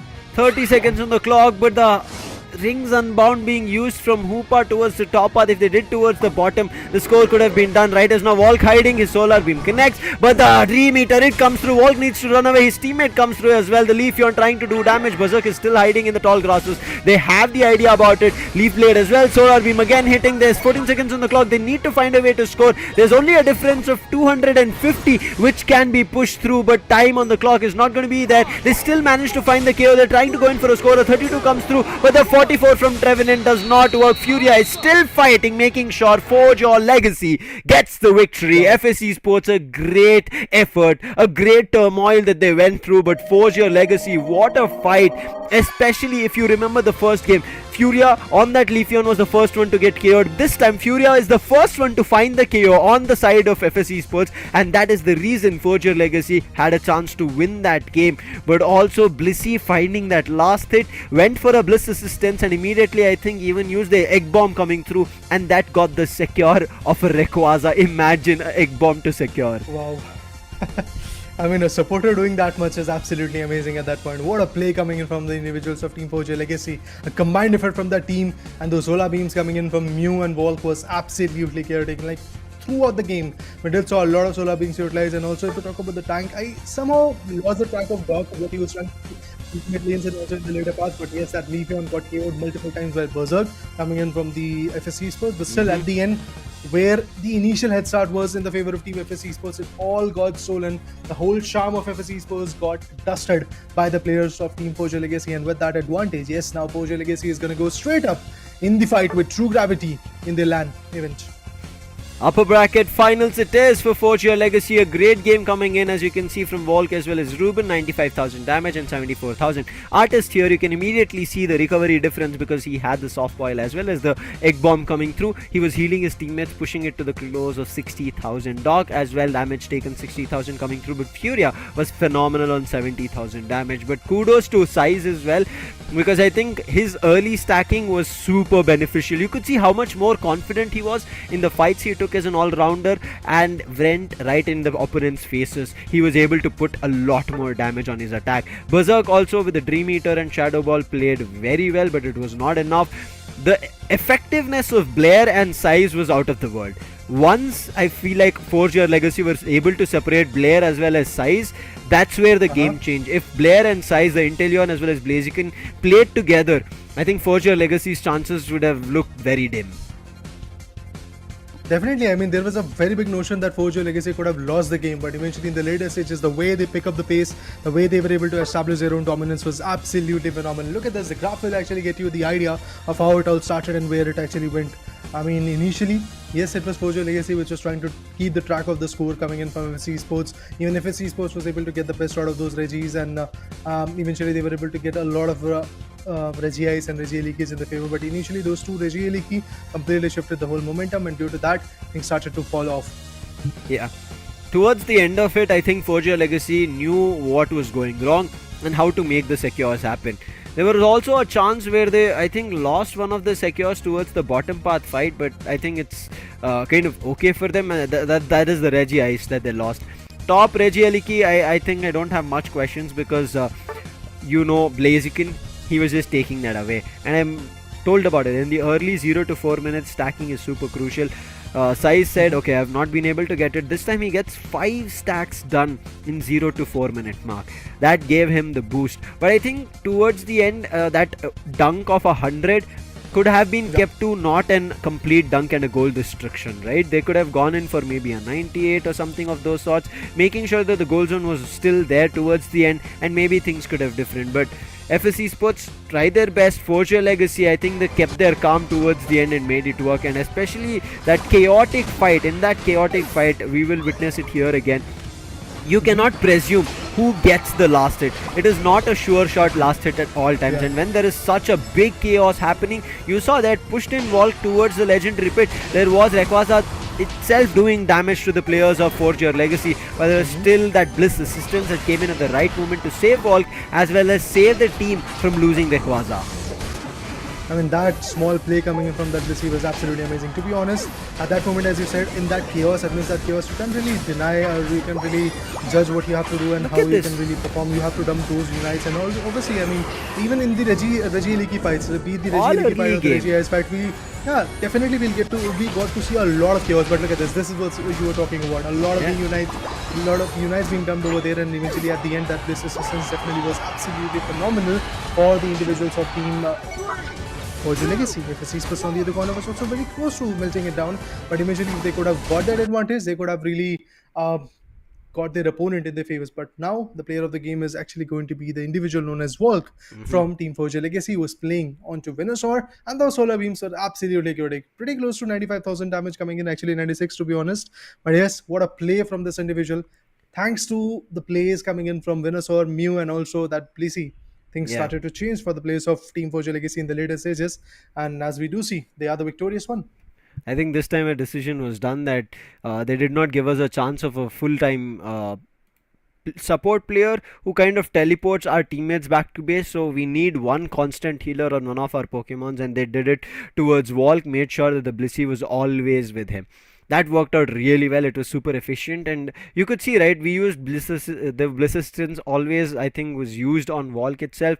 Even towards that fight to Regieleki, they did lose it, but still the damage was being done. And one thing I did like, Forge Your Legacy were all not always a level above, or there was not a level big difference between themselves and the players of FSC Sports. So even if they went down, they did not give away a lot more experience. And constantly there was not one Pokemon who was going down. It was only the fight between Berserk and Furia where Berserk was winning in the early stages, but it's something towards the end that they had to pay attention to.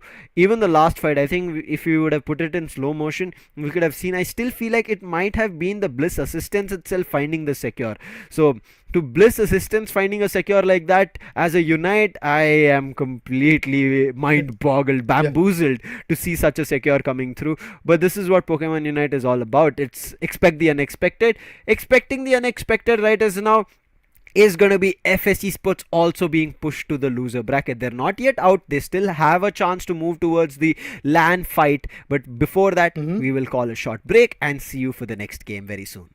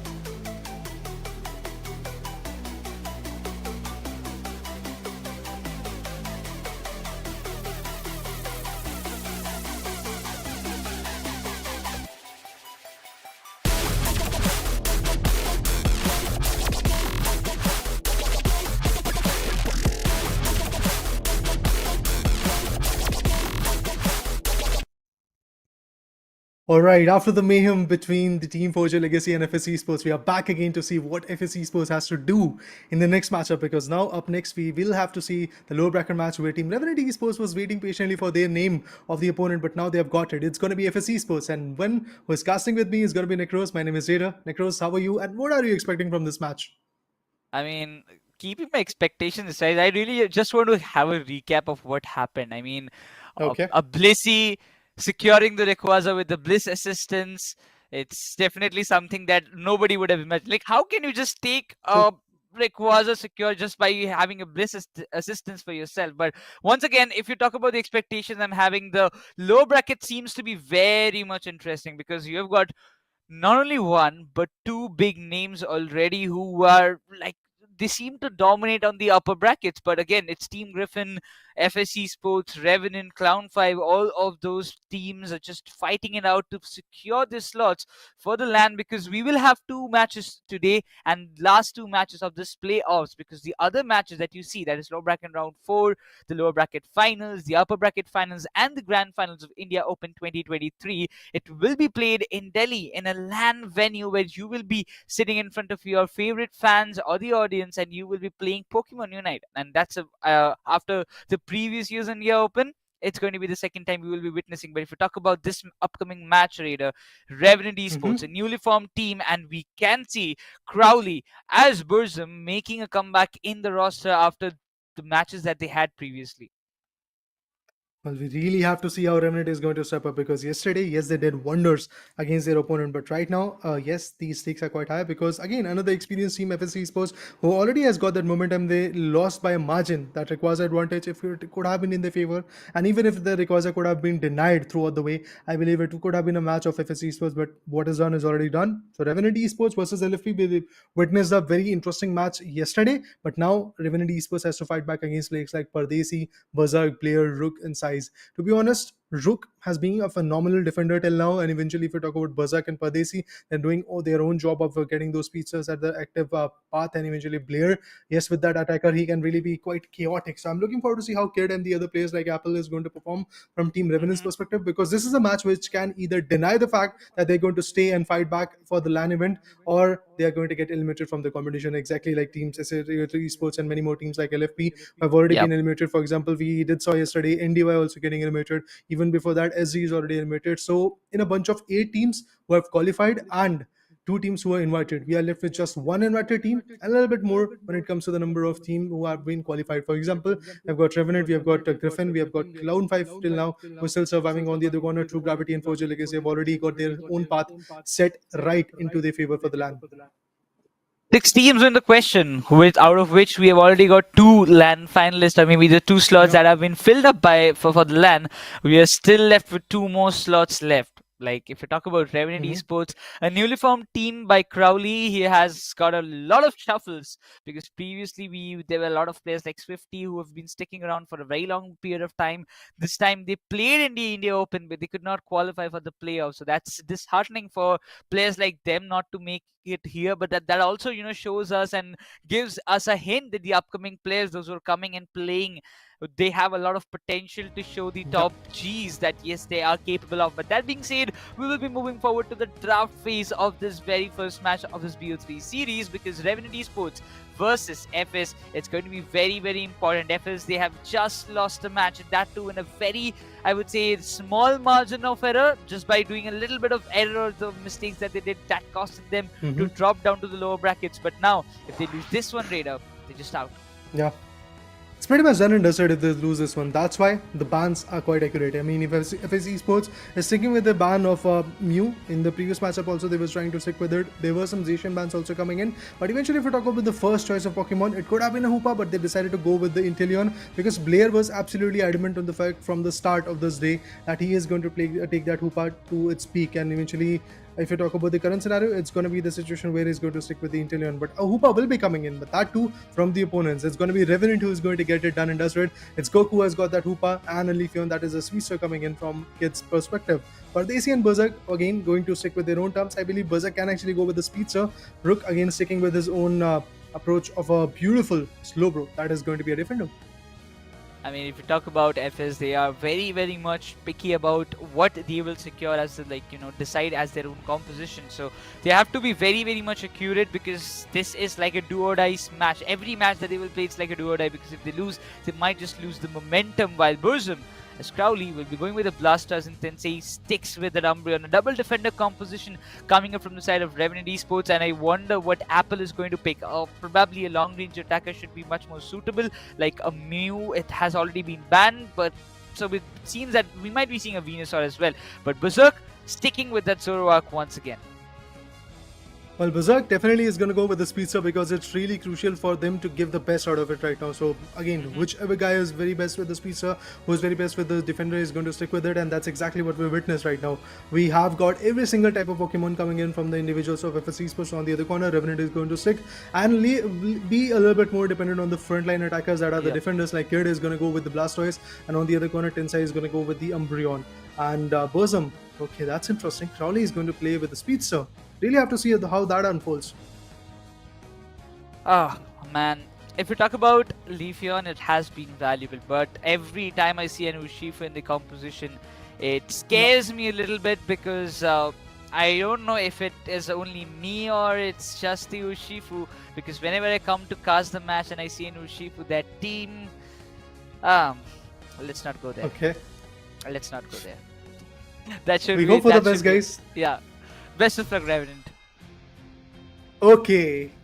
Yes, said it. Like, if you have taken Urshifu, you are actually on a chance where you might actually lose. So, best of luck coming in for Team Revenant Esports from a beloved caster. At least from my side. At least from my side. Because every time I come and cast and I see an Urshifu, that team somehow manages to lose that particular match or maybe the series. So, I really don't know. It's just me or it's just a game. So, you want to swap with Lucifer? I mean, for this match? No, it's fine. It's fine. Okay, guys, let's stick with it. And yeah, we are patiently waiting on the timer to come. Where 10 minutes are going to be very, very valuable. And in those 10 minutes, we'll get to see how the play goes on, how the performance goes in from both the particular teams. Because FSC Esports is the only last remaining team who has been invited in this competition. Other than that, when you talk about Team Revenant Esports, a big name where the players are trying to stick up, the players are trying to perform. Let's see how the performance goes in. Exactly, this is the start, and as we just see, we see a lot of EVs, like cute little EVs. It seems in this very starting that they're so cute and that can be pampered, but when they evolve in those Umbreon and those Leafeon, they can be very much deadly to your position. And specifically, if you talk about basic and looking forward to those early stacks in FSC Sports, they wouldn't have any problem with that. They want to make sure that all those bunnies goes in their favor because they need those early stacks as much as possible. And even see used to be Goku trying to stop it, but still. We can see Peas going with those stacks without any kind of problems. He will be getting those constant healings from the side of Bracy at this moment. But Bracy trying to support him as much as possible.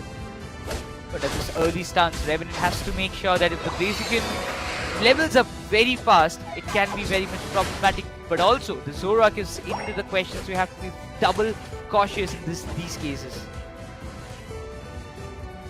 I mean, this match is one of those matches where the things can go wild for Team FSC Esports. Already losing a match against Pojo Legacy, but did saw how chaotic that particular team can be. Once again, if you talk about the Alternate Swap Blues, the Revenant is trying to get the best out of it, and those Hoopa hyperspace holes can be very, very interesting to watch out for. And look at this, on the top lane, we do see a complete stack-up coming in between that Squirtle, the Water Turtle to be precise, and now they're going to dump all those goals, so they're trying to destroy the tier 1 goal zone on the top lane. But at the same point, if you talk about the contestment, the Zoroark, the Speedster comes in, trying to clutch it out, trying to get the best out of it. Another set of 4. At this point, Burzum and his teammates are definitely trying their level best to get a lot of goals in their favor and also get as many SKOs as possible. They're trying to farm out the mid lane in the opponent's goal zone area. So that is going to be very interesting how that approach is going to work out. But a stack up between Zoroark the Kumbaskin and the Blissey is going to be very interesting to watch. Revenant already got the lead of, if I'm not wrong, 44 points, but now that lead is just going to get increased a lot. I believe somewhere around interesting points will be coming in. Oh, there you go. Blissey will be going for another set of goals, but there will be a KO. It is going to be the Leafeon coming in from Revenant Esports. That means Burzum has to wait a little longer before he performs the way he wants to. I mean, allowing FS Esports, like allowing Revenant Esports to invade the jungle and steal your buffs, it's definitely not allowing, but we were not able to contest against them. It has given a lot of opportunities for Revenant to level up faster. We can see the Leafeon on level 8, which is definitely a big danger sign, or I would say a big problem that might arise for the side of FS Esports. But this Altarian swap will be very important with who can take it home. It seems the War Turtle is doing wonders in these cases, and it all goes in the favor of Revenant Esports, while FS Esports just stares and watches it go away from their hands. But in 5 more seconds, we will be seeing both the Reggie spawn in the top and the bottom lane respectively, as it seems FS Esports are more interested in the bottom lane fight, while the Reggie Nikki will be easily, it seems to be going in the favor of Revenant Esports until unless BC does some wonders, but it won't happen because the Reggie Nikki will be pushed towards the tier 1 goal zone of FS Esports. But an instant teleportation coming up from the side of Hoopa, but won't make it in time as Inteleon gets this Reggie in their favor of FS Esports. Well, FS Esports trying to retaliate and trying to get the best out of it, but look at this. The bottom lane tier 1 goal zone is already destroyed. Even in the top lane, we do see a complete control coming in from the individuals of Team Revenant Esports, but now the aggression is also paying out for the players of Team FS Esports. Like, they have completely stacked up. Blaziken and the Blissey is trying to get the best out of it, and eventually Blissey is going to completely fall back to their base and eventually come back once again. Kid again trying to level up as fast as possible. We do see the Leafeon already getting the best out of it at level 10. He is one of those Pokemon who has got the best level in this particular matchup. I mean, it's on peak. Urshifu on the other corner as an all-rounder can be very good heavy hitter right now, and he's trying to get the best out of it as well. Stacking up with Hoopa can be very valuable. He has got the purple and orange buff, which is again going to be an added advantage. But the Inteleon and the Zorak is going to come in the effort and eventually get that KO. It was a very important one, and that's exactly what they're able to get. Look at this, the momentum is being shifted, but that hyperspace hole is going to deny the whole fact that they might actually get the control of the top lane. And look at this, now the Pokemons are coming out of that hyperspace holes, and Blastoise is also here. But that Blissey is about to get killed, that's what I feel. And there you go.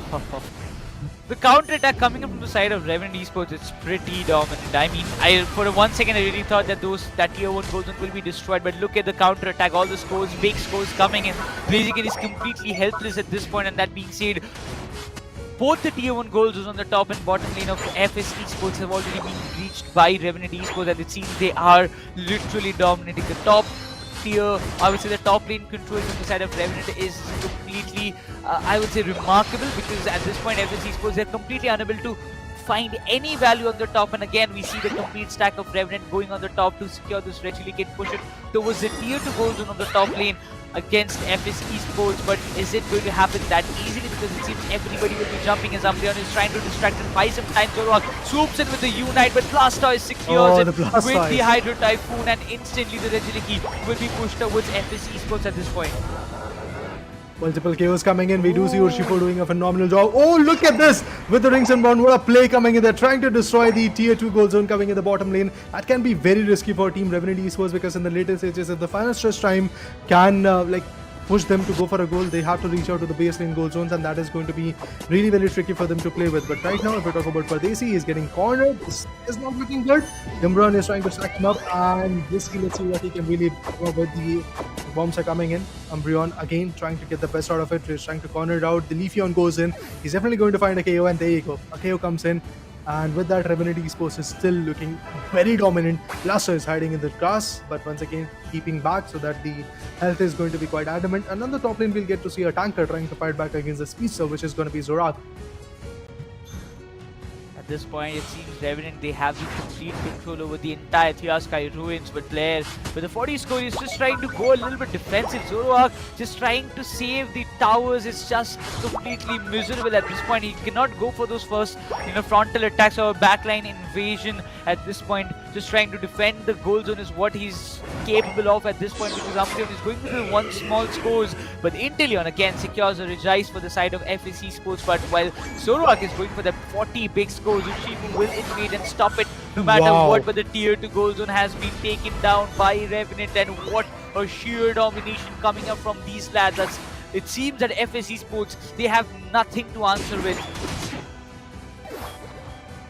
I mean, there is a situation where Rayquaza might be in the favor of Team FSC Sports, and that is something which can change the whole trajectory of the game. But again, the 6th ally, the Regieleki, will be coming in pretty soon. Alternate Swablu being contested, and it's going to be Apple who is going to get the best out of it. I do feel that once again the contestment is going to be quite surreal for Team FSC Sports, and it's going to be a very tough, hard-fought battle if they really win it. But Blastoise and Umbreon pretty much ready. Once again, the Hyperspace Souls are active, and with that, the Hoopa will be coming in. The Regieleki is now at the concern. Umbreon goes in. Blastoise is also trying to get the best out of it, and look at that, the rapid spin can actually help him. Moving forward, I have to see who is going to take this advantage. Oh. It is going to be a Leafeon coming in, completely denying the effort coming in from FSC Sports. In the start, they were trying to melt it down, but now it is going to be the Regieleki, which is going to be in favor of Team Revenant Esports. And not just that, the firing Blaziken has also been taken down, and all-rounder again getting to the dest is something which is going to be quite scary for the players of Team FSC Sports. That Leafeon is literally annoying at this point for FSC Sports, but look at that Urshifu. He was going for the 45, even the tier 2 goal zone is very much vulnerable at this point. It's a good opportunity for them to go for the score, but they want to face it. They want to go with the Rayquaza meltdown. At 68 score coming up from the side of FSC Sports to keep themselves alive in this competition. It seems the Inteleon has been taken down. If Blissey goes down, everything will end at this point. The Hyperspace Hole, the Rings is bound has been already unleashed, while Blaziken will be running away. He has got no other option. Shifu. He will be chasing him down, and instantly the KO comes in as Rayquaza gets in the favor of FSC Sports. He was able to steal it, and he's getting those KOs that was needed, but will they be able to make those scores possible, as both of the players of FS has been taken down? That's one is Blazing and another one is Blissey. But what is Blair doing? He needs to go for the score. He needs to do something, but he's the only one having the shield. Oh, the only individual who's got it in his favor, but look at this. The way Revenant Esports is trying to safeguard their goal zone is absolutely mesmerizing, but he still was able to get 96 goals in their favor, but that's not enough. Blair is now getting cornered. He's definitely going to get KO pretty soon. He gets another set of 4 AOS energy, but there you go. The KO will be coming in. 300 to 575. There is a lead of 275 goals coming in from the players of Team Revenant Esports. Can't really deny that lead, and at the same point, the thing that I was talking about initially, that Team Revenant Esports have destroyed all the 4 tier 1, tier 2 goal zones coming in. So that's why they have to go for the baseline goal zone if they really want to secure something favorable in their favor. But look at the approach.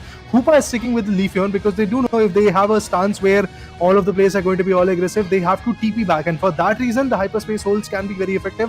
And Hoopa, that Leafeon, can be very, very beneficial. But look at this, look at this. Another set of 200 goals could be coming in pretty soon. But the Zoroark goes in, trying to TP back, but Hoopa gets 52.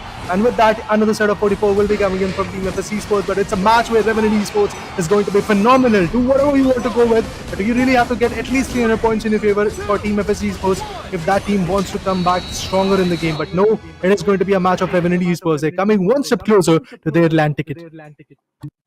I mean, even after Berserk got that Rayquaza, the way Revenant capitalized on that scenario, destroying the shields, getting the KOs, stopping them to go for the scores. Just imagine if anyhow 5 of the players of FS were alive, this results could have turned out to be in a different manner. The results could have been a lot different. But if you see the amount of assists that the Hoopa did, 10 assists on the scoreboard already, providing us so much support to Burzum as well as Apple at this point. Because if you see this time, I will be very happy, Raider, because finally I'm seeing an Urshifu making a big move and winning the match when I am casting. Yeah.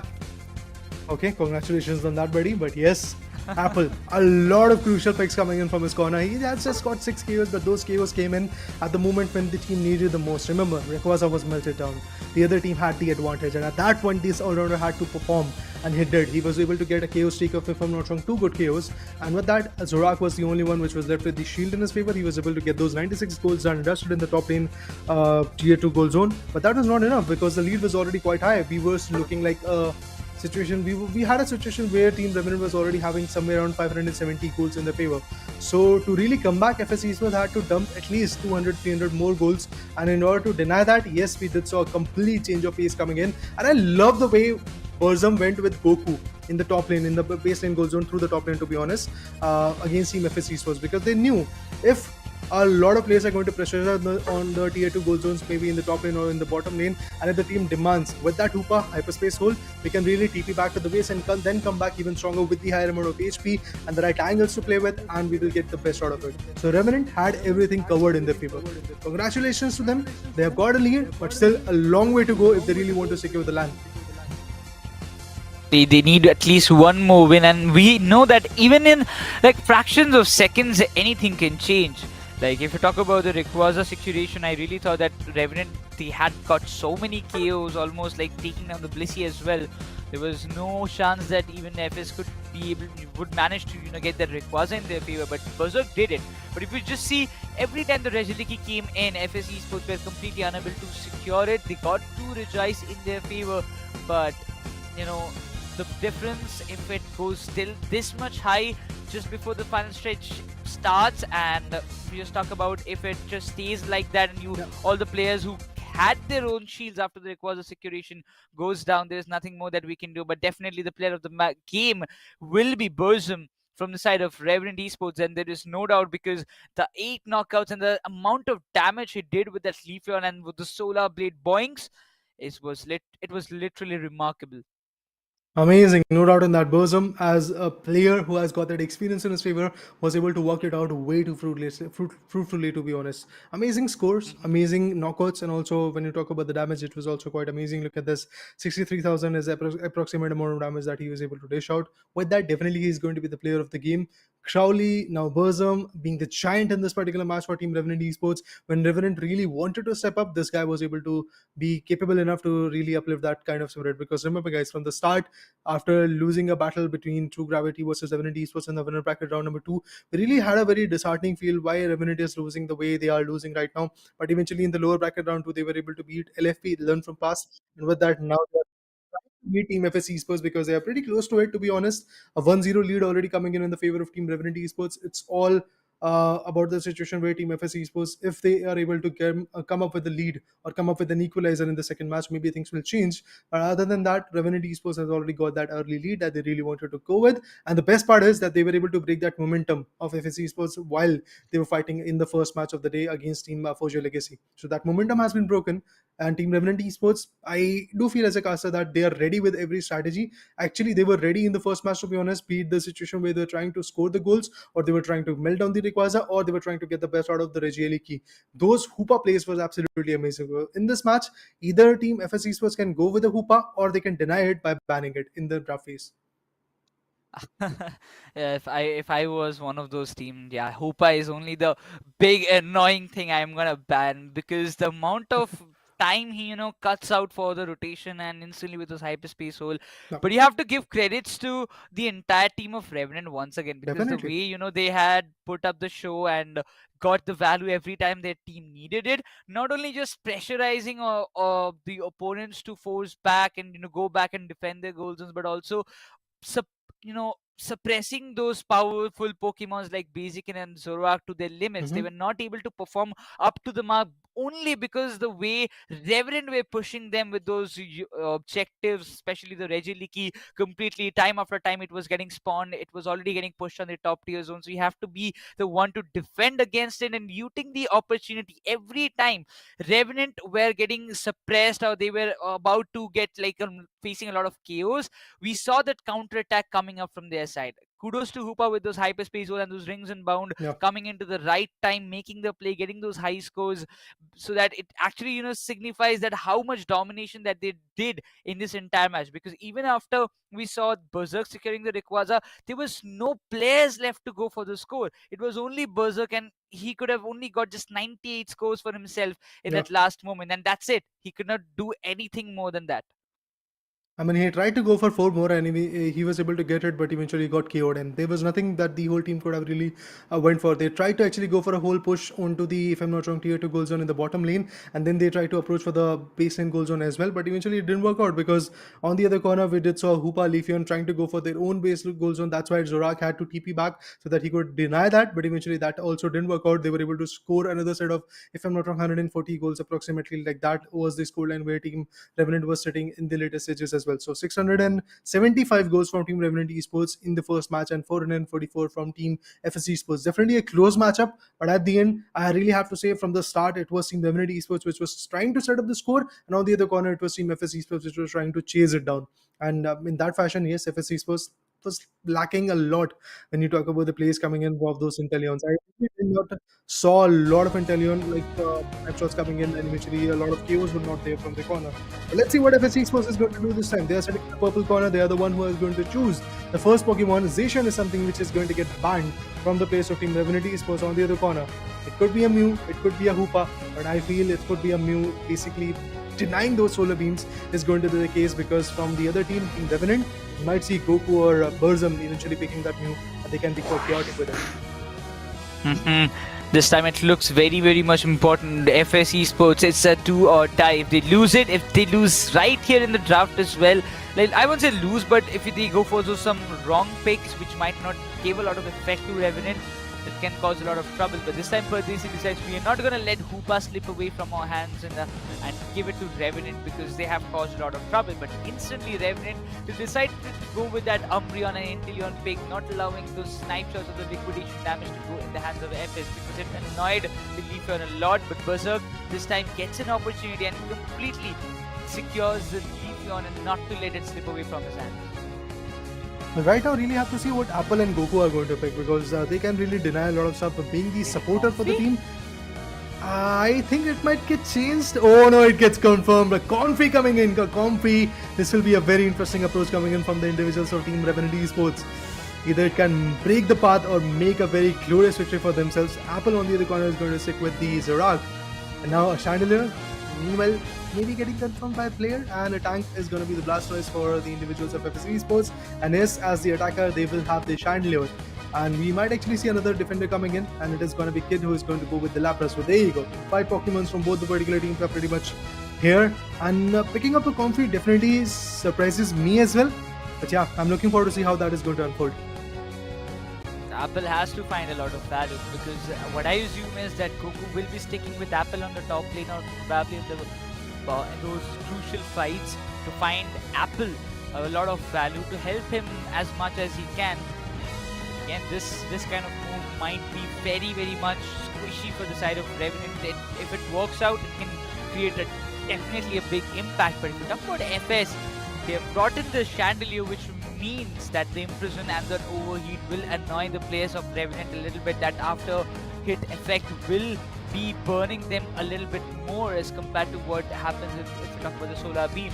This after heat effect will actually give a little bit of advantage for the side of FS Esports, so that they can go for some more damages.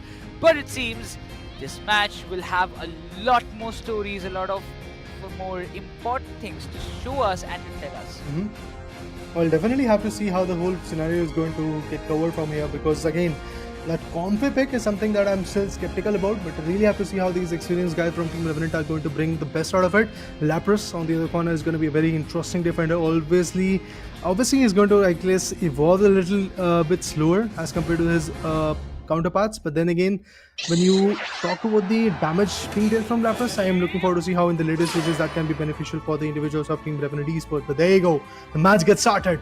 This could be the final match for Team FS Esports, or this could be a situation where they might bring in the decider as well. The Squirtle, and along with that, Hoopa trying to go for the top lane. On the other corner, in the mid lanes, we will get to see another evolving trying to get the best out of it. It's going to be the Chandelier who's just trying to get the best out of it.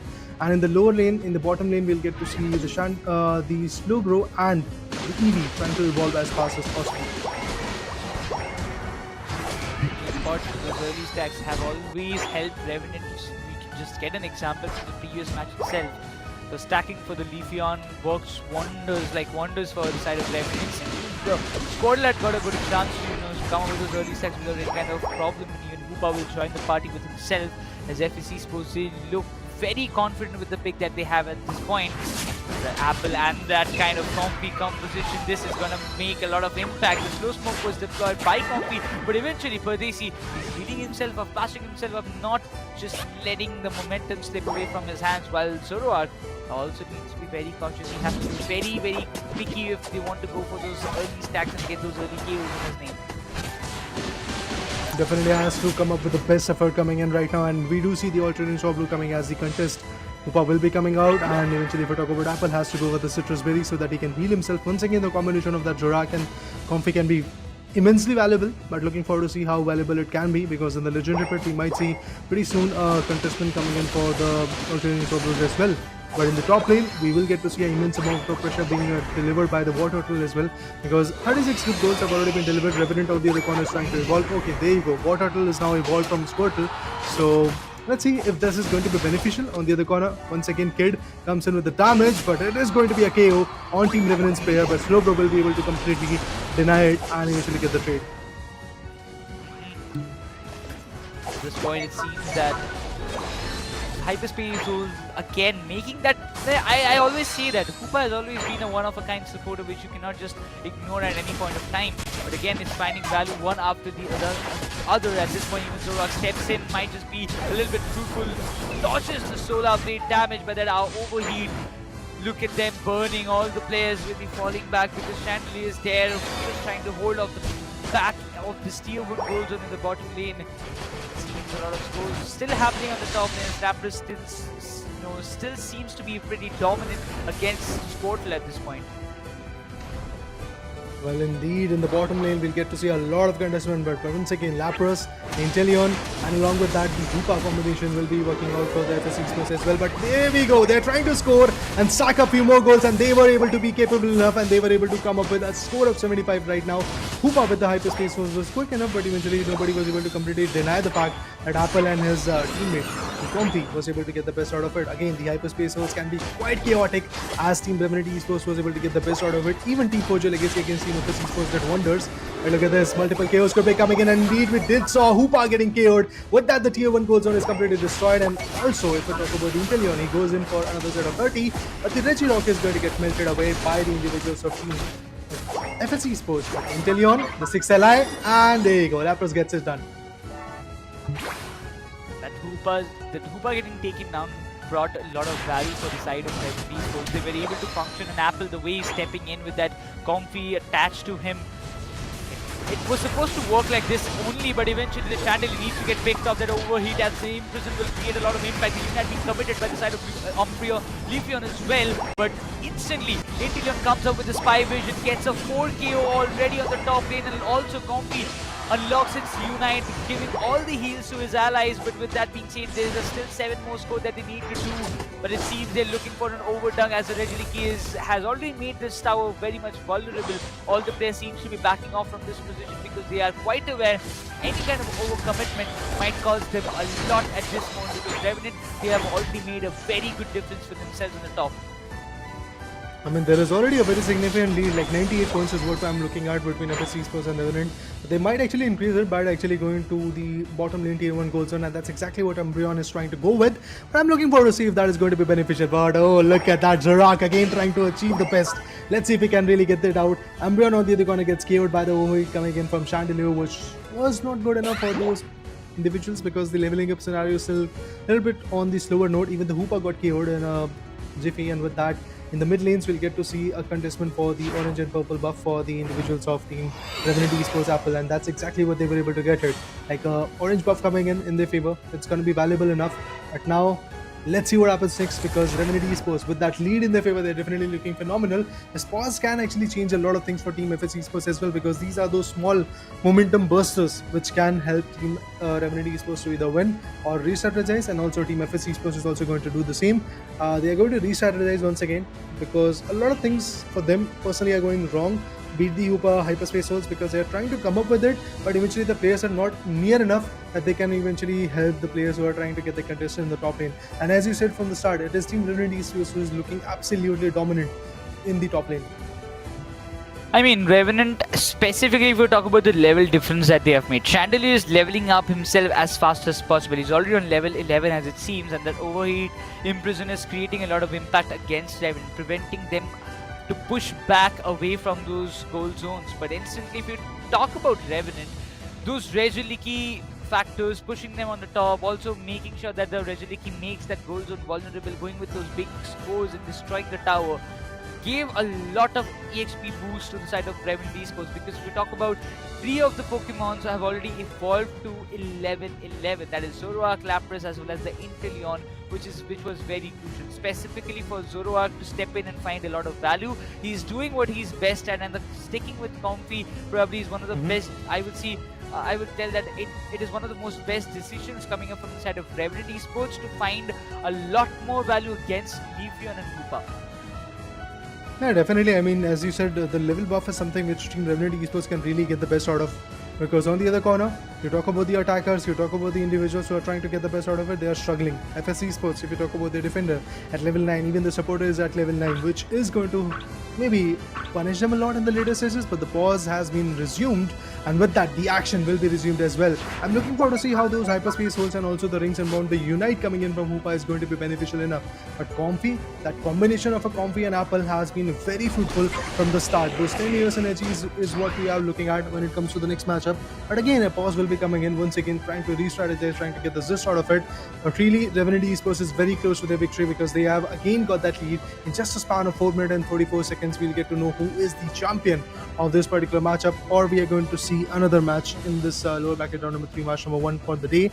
Otherwise, FSC Sports might actually lose the whole game, but FSC Sports, the way they are stepping up, also looks quite easy, quite good to be honest, because they are also trying to get that ease of comfort. They're trying to get some good goals, they're trying to stack up a lot on the top lane, but if the top lane is not working, now they're trying to go with the Regis in the bottom lane. When they had that advantage, they're trying to convert the advantage in their favor by contesting the bottom lane tier 1 goal zone, and they were able to completely destroy it, exactly in the fashion when Team Revenant was able to destroy the top lane. So it's good to see that Team FSC Sports, if they're getting denied in the top lane, they're contesting the bottom lane and they're getting the best out of it. So this makes sure that the competition is still close enough. I mean, I really believe that one thing that can make the only difference at this point is going to be the Rayquaza. I mean, it was till then. Till that time, I believe Revenant is going to be the one to have the cruise control of this very match.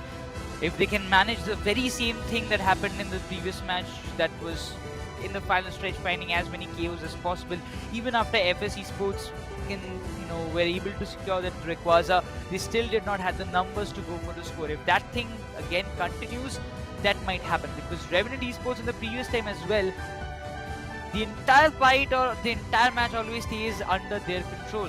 But in the final stretch, they might make some very small mistakes that can cost them the entire match. So I'm really afraid of that factor if we talk about Revenant. But for FS, I believe they have to focus more on leveling up as fast as possible. There is a lot of time still now for the final stretch, but they have to make sure that they find the best value out of it. Be prepared for the Rayquaza fight. Be prepared. That final stretch is going to be very valuable enough. But on the same time, if you talk about the current approach, again, melting down that Rayquaza is something that is going to be beneficial. But even before that, the Chandelier goes down. Not just that, the Slowbro will be also getting picked up. The Ally will be coming in, and with that KO, the Lapras will be getting the best out of this moment. And now the tier 2 goal zone is somewhere at the contest. If I'm not wrong, the tier 2 goal zone has also been destroyed. That means now directly to the base lane goal zone. In the bottom lane, we did saw again a control aggression coming in from the players of Team Revenant Esports, and they are looking phenomenal. Now they're trying to contest the bottom lane, and in order to do that, Apple is going to go with a 33 of his own.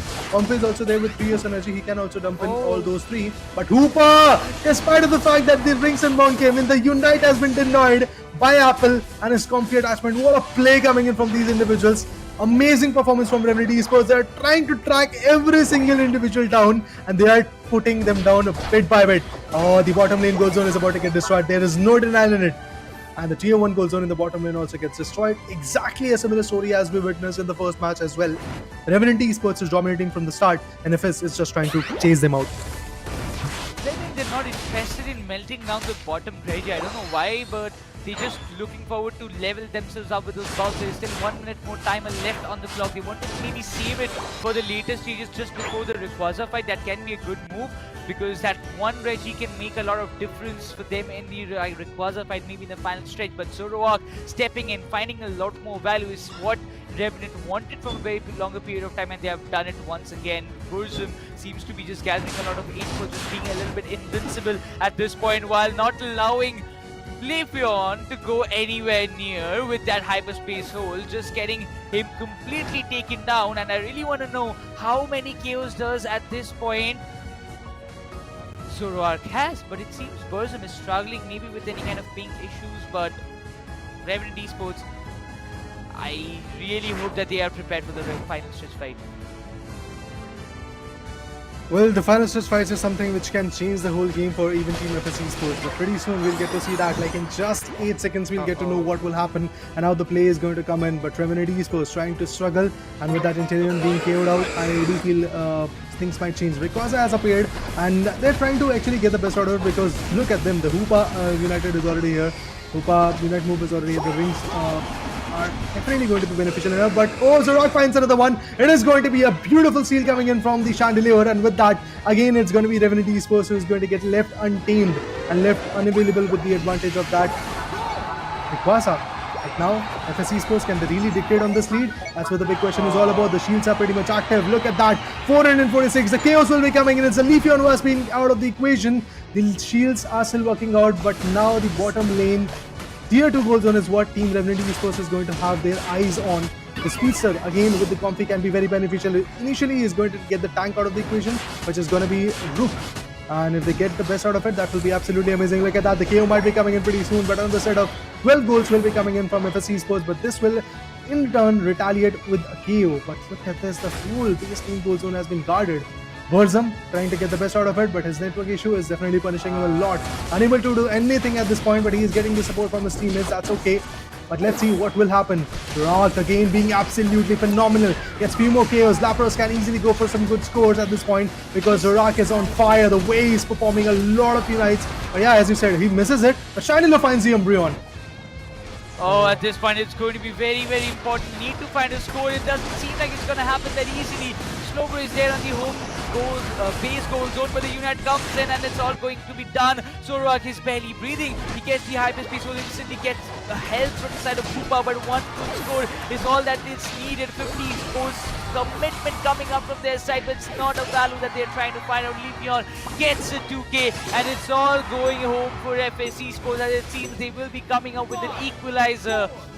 The last minute problems coming up arising for Revenant. It seems that one Inteleon not being present in the final stage made a big impact for the side of Revenant Esports, as we will be moving forward for the decider of which team will stay alive in this India Open 2023. Well, in 2 matches, Rayquaza came in the favor of Team FSC Sports. The first one got denied. In the second one, Burzum was not that on point when it comes to the performance because of the network issue, I believe. And if the next match, I mean, if the issue has been resolved, I do believe Burzum can be phenomenal. Remember, he was the MVP who was able to secure like somewhere around 250 goals in the first matchup, and due to that the scoreline was of 675. And also in the start, Team Revenant Esports was able to capitalize a lot. They were able to already go for a score of more than 400 points. In the later stages, due to that Rayquaza advantage, FSC Esports started getting the control. They were able to destroy the top lane and the bottom lane tier 2 goal zones as well. They were unable to go for the base lane because they got KO'd a lot. But still, Blair, a phenomenal job from his corner as well. A lot of KOs, to be honest, but eventually I have to give a huge upper hand to Apple, and the Comfy combination that they were able to utilize was absolutely amazing. Look at the damage of Zoroark, 77,000. No one is close even from the side of FSC Sports. Yes, Blastoise did find 50,000 of his damage alongside. If you talk about the healing factor, Hoopa did a wonderful job, especially in the last final moments. And those small scores could have made a big difference in the ending phase from the side of Revenant, but I mean, it's very tough. It's very tough when you have opponents having shield, the Rayquaza shield in the ending phase, specifically for the Blastoise. Apple did try a lot, but Revenant, they will be pretty unhappy with what just happened a few moments ago, and they will have to make something very much possible in the next decider, because for them as well as for FSC Sports, that one match counts a lot at this moment. Oh yeah, definitely. That final match will be the decider, as the BO3 situation will be getting completely exhausted after that. this is the last match where we will get to see what will happen between Revenant Esports and FS Esports. To be honest, a very impressive battle coming in from both the teams. FS Esports started to catch in the later stages. They had those Reggie League advantages in their favor. I'm talking about Revenant Esports who had those advantages, but if you talk about the Reggie Rock and also a lot of chaos in the later stages, it was in the favor of Team FS Esports. And also due to that approach, when Intellium got KO'd, they were just focused Pokemon left from Team Revenant Esports, and that too they were a little bit on the backsides on their own base lane goal zones. They were trying to come into the mid lane contest. At that time, it was FS Esports who was able to get the complete whole scenario in their favor. And if I'm not wrong, it was Chandelier who was able to completely steal the advantage of that Rayquaza for the team. And due to that, yes, it is FS Esports who got the shields. And then they were able to go for a few more interesting scores in the later stages. If I'm not wrong, at least a 200 plus score was there in the last final stretch. On the other corner, Team Revenant Esports, they had 106, all thanks to that Zorak for that 100. But then again, now the player of the game, it is going to be a different story this time. It is going to be Apple, who is still going to remain as the player of the game because of the score that he was able to come up with, actually the knockouts that he was able to come up with, and playing on the Zorak, he was absolutely phenomenal. I mean, he's one of the most brilliant players that I've ever seen for Pokemon Unite, definitely. But even after putting so much of a game, I would say it was just not how we imagine it will turn out to be. But eventually, all the things come into the play. He has got good number of knockouts, like 13 knockouts for himself was definitely not an easy job. 30 knockouts in a compy match. We have seen Leafeon going 24, so it's still the highest in India Open 2023. Maybe the second highest number of KOs as of now in India Open 2023 will be there in the name of Apple, but he would have been much more happier if it turned out to be a win for them. But for the next time, I'm sure if it's not a ban of Mew, they will be banning the Zoroark, because that Zoroark made a huge difference when we saw it on Apple this time. So it can be a big threat for the side of FSC Sports in the upcoming decider match. Well, yeah, that definitely is going to be a big factor. Like, if Revenant is able to get that Hoopa control in their favor, that will be amazing. And if they're able to ban it, that is actually going to be the best part. But apart from that, really have to see how FS Esports is going to evolve in this particular matchup. Because again, I have to stick to that term where Team Revenant is able to set up the score and FS is the one which is chasing it. In the later stages, yes, they were able to come back even strong in the game due to the fact of the issues coming in from Burzum. Otherwise, I do believe things could have been in the favor of Team Revenant Esports. They could have not easily let go of that control in the middle pit, in the legendary pit, to be honest, in the mid lanes. So that has already happened. We have already seen the second game in the favor of Team FSC Sports. Now it all trickles down to what happens in the next match, which will be the final of the lower bracket round number 3 match, if I'm not wrong. So this is going to be very interesting to see how the game goes on from here. Is it going to be Revenant Esports or FSC Sports? The storyline is actually getting very anticipated, because that is the exact situation that we witnessed between FSC Sports and Forge Legacy in this winner bracket as well. So again, trickling down to the third match in the BO3, that is definitely going to hype me up a lot, because again, the excitement is quite high. Really don't know what is going to happen, but there is one thing that is pretty much clear, that Team Revenant Esports once again would want to start with the domination in the start, and then eventually Team FSC Esports will start to chase them off. Maybe again the Rayquaza advantage will be in their favor, but yes, that is something which Revenant has to really work on. They will not let go the advantage of that Rayquaza in this particular match, because if they let it go, maybe there is not going to be a notion like the first match where Urshifu was able to get 2 KOs. If that KO is not going to come, if the other team is going to get completely left guarded, unguarded to be precise. So I do believe FS Esports can really clutch in and eventually get the best out of it in the later stages. Exactly. I mean, FSE Sports have already been in a kind of position before, or really earlier this day. So they know how much pressure it is to handle it all alone. So they don't want to repeat the very same game once again. The first match, they won. Second, it was Forge Your Legacy. Then again, it was Forge Your Legacy. This is just a nightmare if it happens in the same way for FC Sports. We have already seen one of those two, out of those two invited teams, one has already walked out of this tournament. That was SATUL, a big setback for their side, that's definitely for sure. But if it comes to FS, both the invited teams, Raider, will be out of this India Open, and probably the winners and the runners-up of the previous World WCS regional qualifiers have already, if it goes like this, even FS, if they just gets eliminated, both of those winner and runners up will be just getting eliminated, and we will be getting new faces, new team, and probably a new champion, or maybe the best new team in India for Pokemon Unite. And to be honest, that is not a bad thing. We really want to see the evolution of a Pokemon. But then again, what about the Masters? They're also trying to evolve. They're also trying to get the best out of the game. So in that fashion, yes, if something new happens, if some new faces are going to be there, be it Team True Gravity or Forge Legacy, who have already qualified for the LAN event, or is it going to be a Team Revenant Esports or FS Esports whoever wins from it, or is it Team Griffin or Team Clown5? Because from the start, it was Team Griffin which was dominating a lot of things, and they were able to completely dominate till the winner bracket round number 2, where Team True Gravity beat them yesterday and was able to put them down into the lower bracket. So that competition was also quite amazing. We did saw 3 rounds, if I'm not wrong, in that match as well. So again, a close cutthroat start from the day, and I do believe this is the. I mean, obviously, this is the day number 4, the final day of the playoffs. So definitely, this kind of competition is something which I was expecting from the start of the day, that we might see a close cutthroat competition in both the first matches, and then we'll go to the decider to really know who is the champion out of it. So yes, that's exactly what we are getting. Fojo Legacy is already sitting compatible with their opponent in the brackets, that is Team True Gravity. But now it is about Revenant Esports or FS Esports. Whoever wins is going to have that fight in the lower bracket round number 4 in the LAN arena. But eventually, whoever is going to lose is going to get eliminated, and that is something which we are pretty scared about for Team FS Esports, to be honest. I mean, yeah, that's for sure, because FS Esports have faced a lot of consequences already. So far they have won, they've lost. They didn't had a big streak like Team Griffin or True Gravity or something like that, because the amount of sheer domination that those teams have shown already, it also poses a big threat for FS Esports and also for the other teams who are still in the lower bracket, because both the teams who have already made it to the upper bracket finals have not lost a single match or a series yet so far. That's why they are in the upper brackets. So still for them, especially for Revenant, it means a lot, because we know how Crowley, or we might say Burzum, has done so much for this team.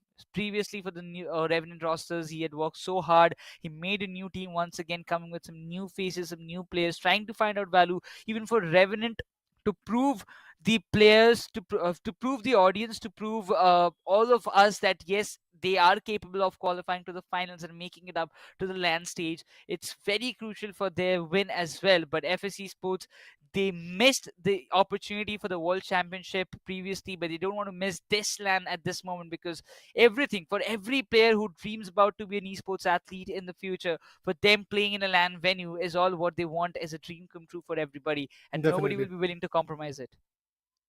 I mean, yeah, definitely that feeling of sitting beyond your opponent, and also the audience is right over there, the fans are right over there, is something absolutely out of the world. So obviously, going to the LAN is something which is going to be very valuable for all the individuals. I mean, Team True Gravity and Forge Legacy have definitely got their own tickets. I mean, they were able to be capable enough to get qualified from the winners bracket, and there was nothing like a setback coming in from those teams. And to my surprise, Forge Legacy fought back today, and that was the first match where we witnessed Forge Legacy on stream. Otherwise, the offline matches were going in for them. So this was the first time where I did saw Forge Legacy and their 5 individuals trying to perform, and they were able to beat a team known as FSC Sports, who is invited, who is the absolutely amazing team from the start. But now they have been tracked down to the lower bracket, where Team Revenant Esports is again putting a very good pedal onto them. And due to that issue, I do believe Team Revenant Esports was unable to like get the whole control of this particular match number 2. Otherwise, this could have been in their favor.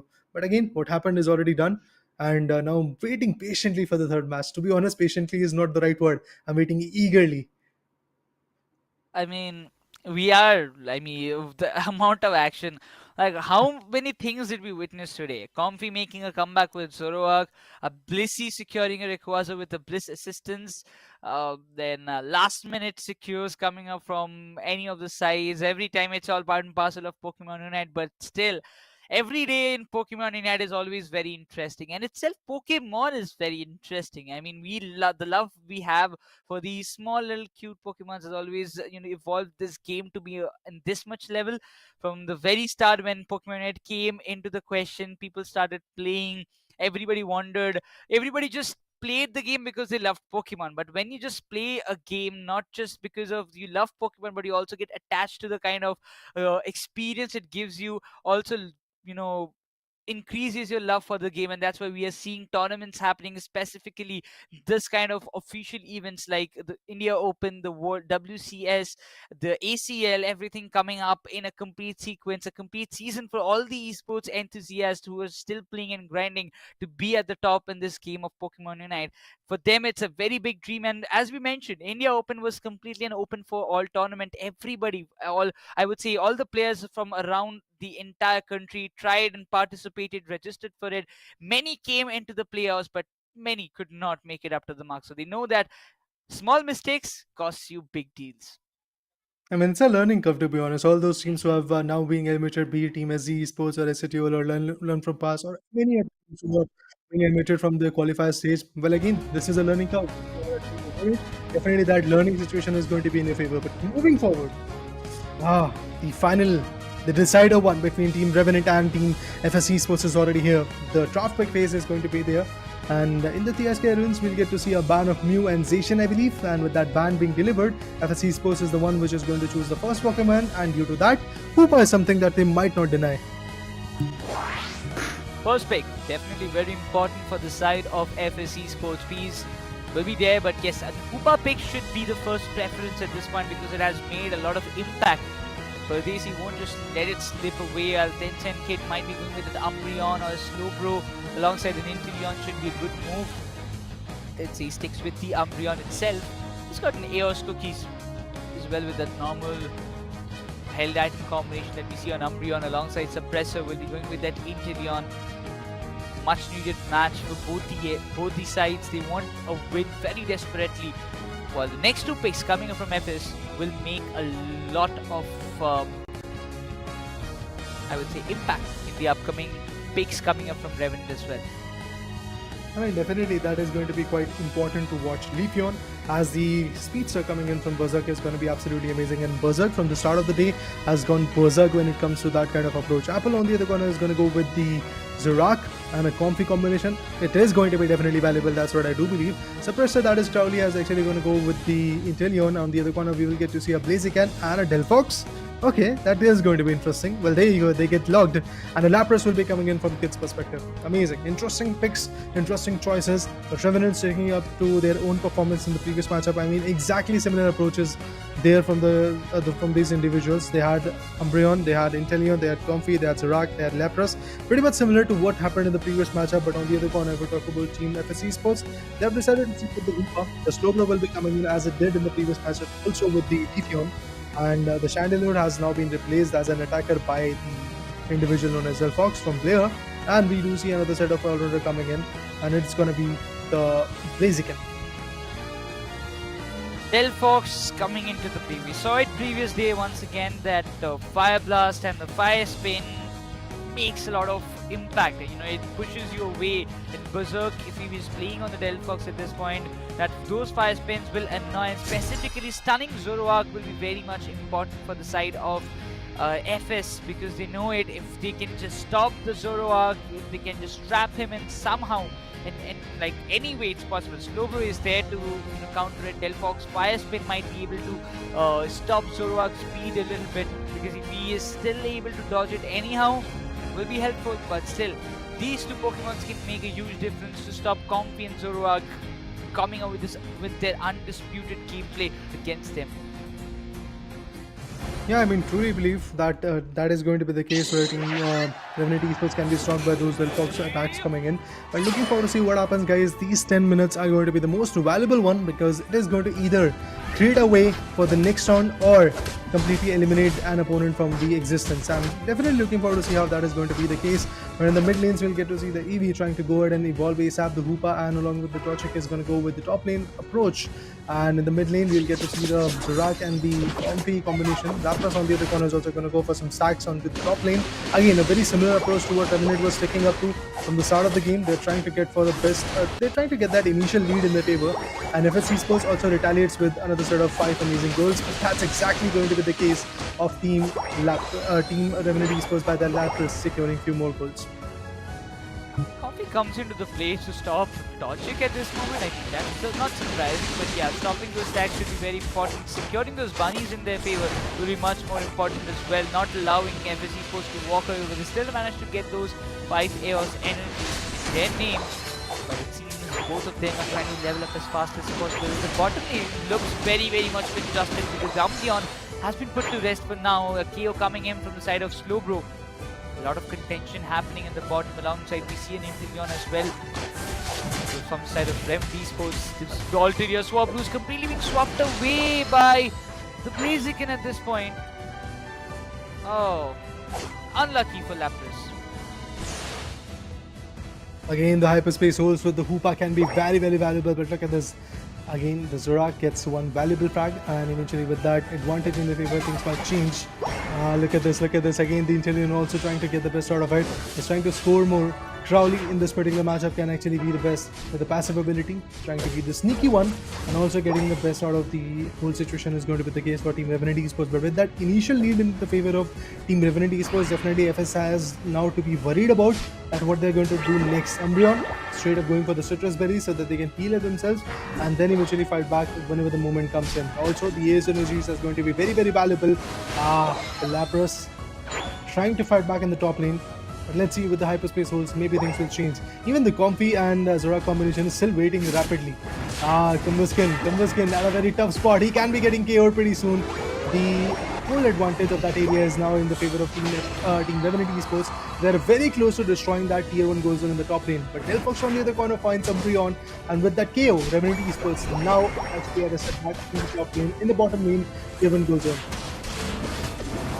This is what we expected coming up from side of Zoroark, but instantly the Delphox being that one big threat and finds the value that he was assigned for, and instantly we see a lot of values being pulled off by FS Esports in the bottom lane. Umbreon makes a fallback, has been forced off because the Fire Blast is pushing them to the limits at this point, and the Zoroark being suppressed this time could not find a lot more value as what it was supposed to be, but that Fire Spin finding a lot more value. Those liquidation will give a lot of damage, but instantly the Solar Blade Boinks coming in forces Umbreon to back off from that scenario, but you can see the approach coming up from the side of FS Esports, instantly trying to melt down the Regirock as fast as possible, not letting anybody just make a steal, while we see that Tencent is looking forward to grab it in the last minute hit, but it won't be possible as Legion secures it for the side of FS Esports, while Zoroark will be focusing on get this Hoopa down and dusted, while will be coming with the score and instantly destroys and breaks the tier 1 goal zone just before anybody can pop out of that hyperspace hole.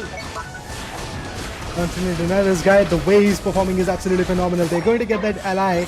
The 6-1 is going to come. Reggie is now in the favor of Team Revenant Esports. They can completely capitalize on this scenario, or they can just maintain that pressure onto the top lane. Meanwhile, go for the bottom lane contestment and eventually destroy that tier 1 goal zone in the bottom lane. And that's exactly what they're trying to make an approach for. The Slowbro is now at contest. Can't really deny the whole scenario. And there you go. Few more goals coming in. In the top lane, we'll get to see a complete approach. All the unites being utilized. Intellion finds the Hoopa, and with that, the Rings Unbound is now going to get left empty. Even the Delphox gets down. Amazing play coming in. The fireworks are still there. Who's going to have the control? It is going to be Team Revenant Esports in the bottom lane. Another KO.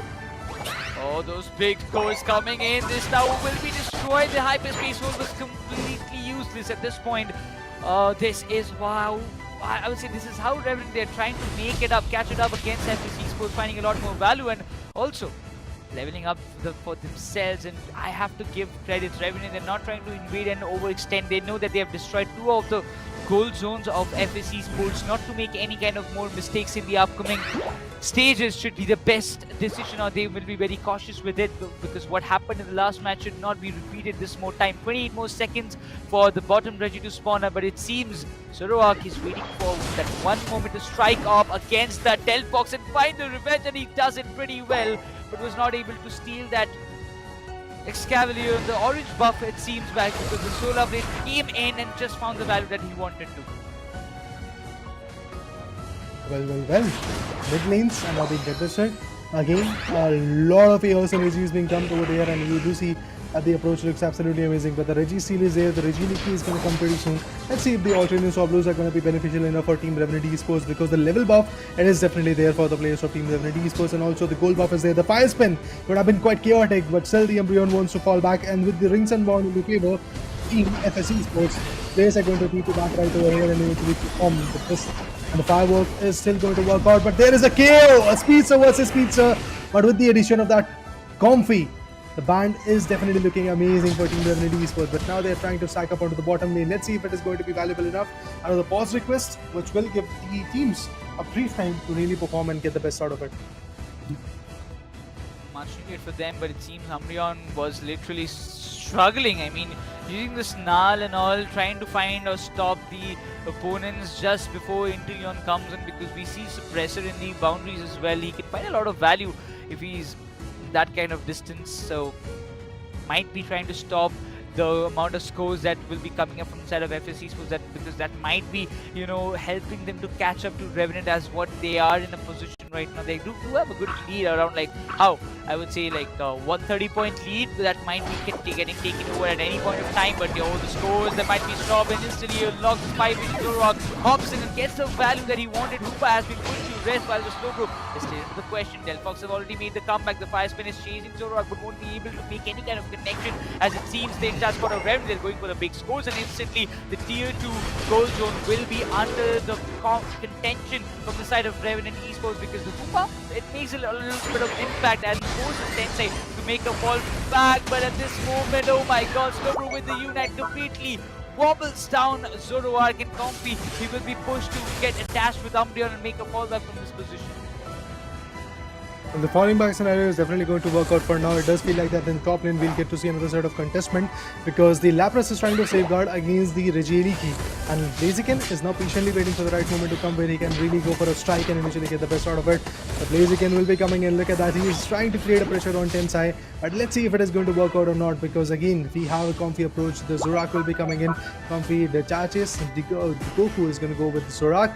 And with Apple laying Zoroark, I do believe things might change rapidly. And with that, yes, there is a situation where Team Revenant is now at a very decent lead when we compare them to Team FS Esports. There is a lead of 132 points coming in for the players of Team Revenant Esports. And they want to stick it in that fashion, but now they have to farm those Unites. Zoroark and Lapras, along with that Comfy, are not available with the Unites on the other corner. There is just the Slowbro who does not have any Unites coming in from his favor. And once that Unite being utilized, you do see a lot of KO coming in. Oh, the Blaziken will be getting KO'd. I thought for a moment that even the Delphox is going to get contested, but no, that's not the case. Hoopa gets down. And with that, remember guys, the set of 20 few seconds are awaited, because after that we'll get to see that legendary Pokemon coming in. But yes, Hoopa and Blaziken are back in form, back in play. That level advantage is something which is definitely going to give Revenant upper hand. But if they are unable to play those cards in the right fashion, I believe things might change. And they really want to go with the steal of this Resi steal so that they can have that advantage. And they are going to get it. No denying it. This buff can create a good impact. 55 score on Zoroark at this point, as it seems the Rings Inbound have been unleashed by Hoopa. They want to go for those early meltdown of Rayquaza, but it seems the final stretch will be going in hands of FSC Sports. Revenant!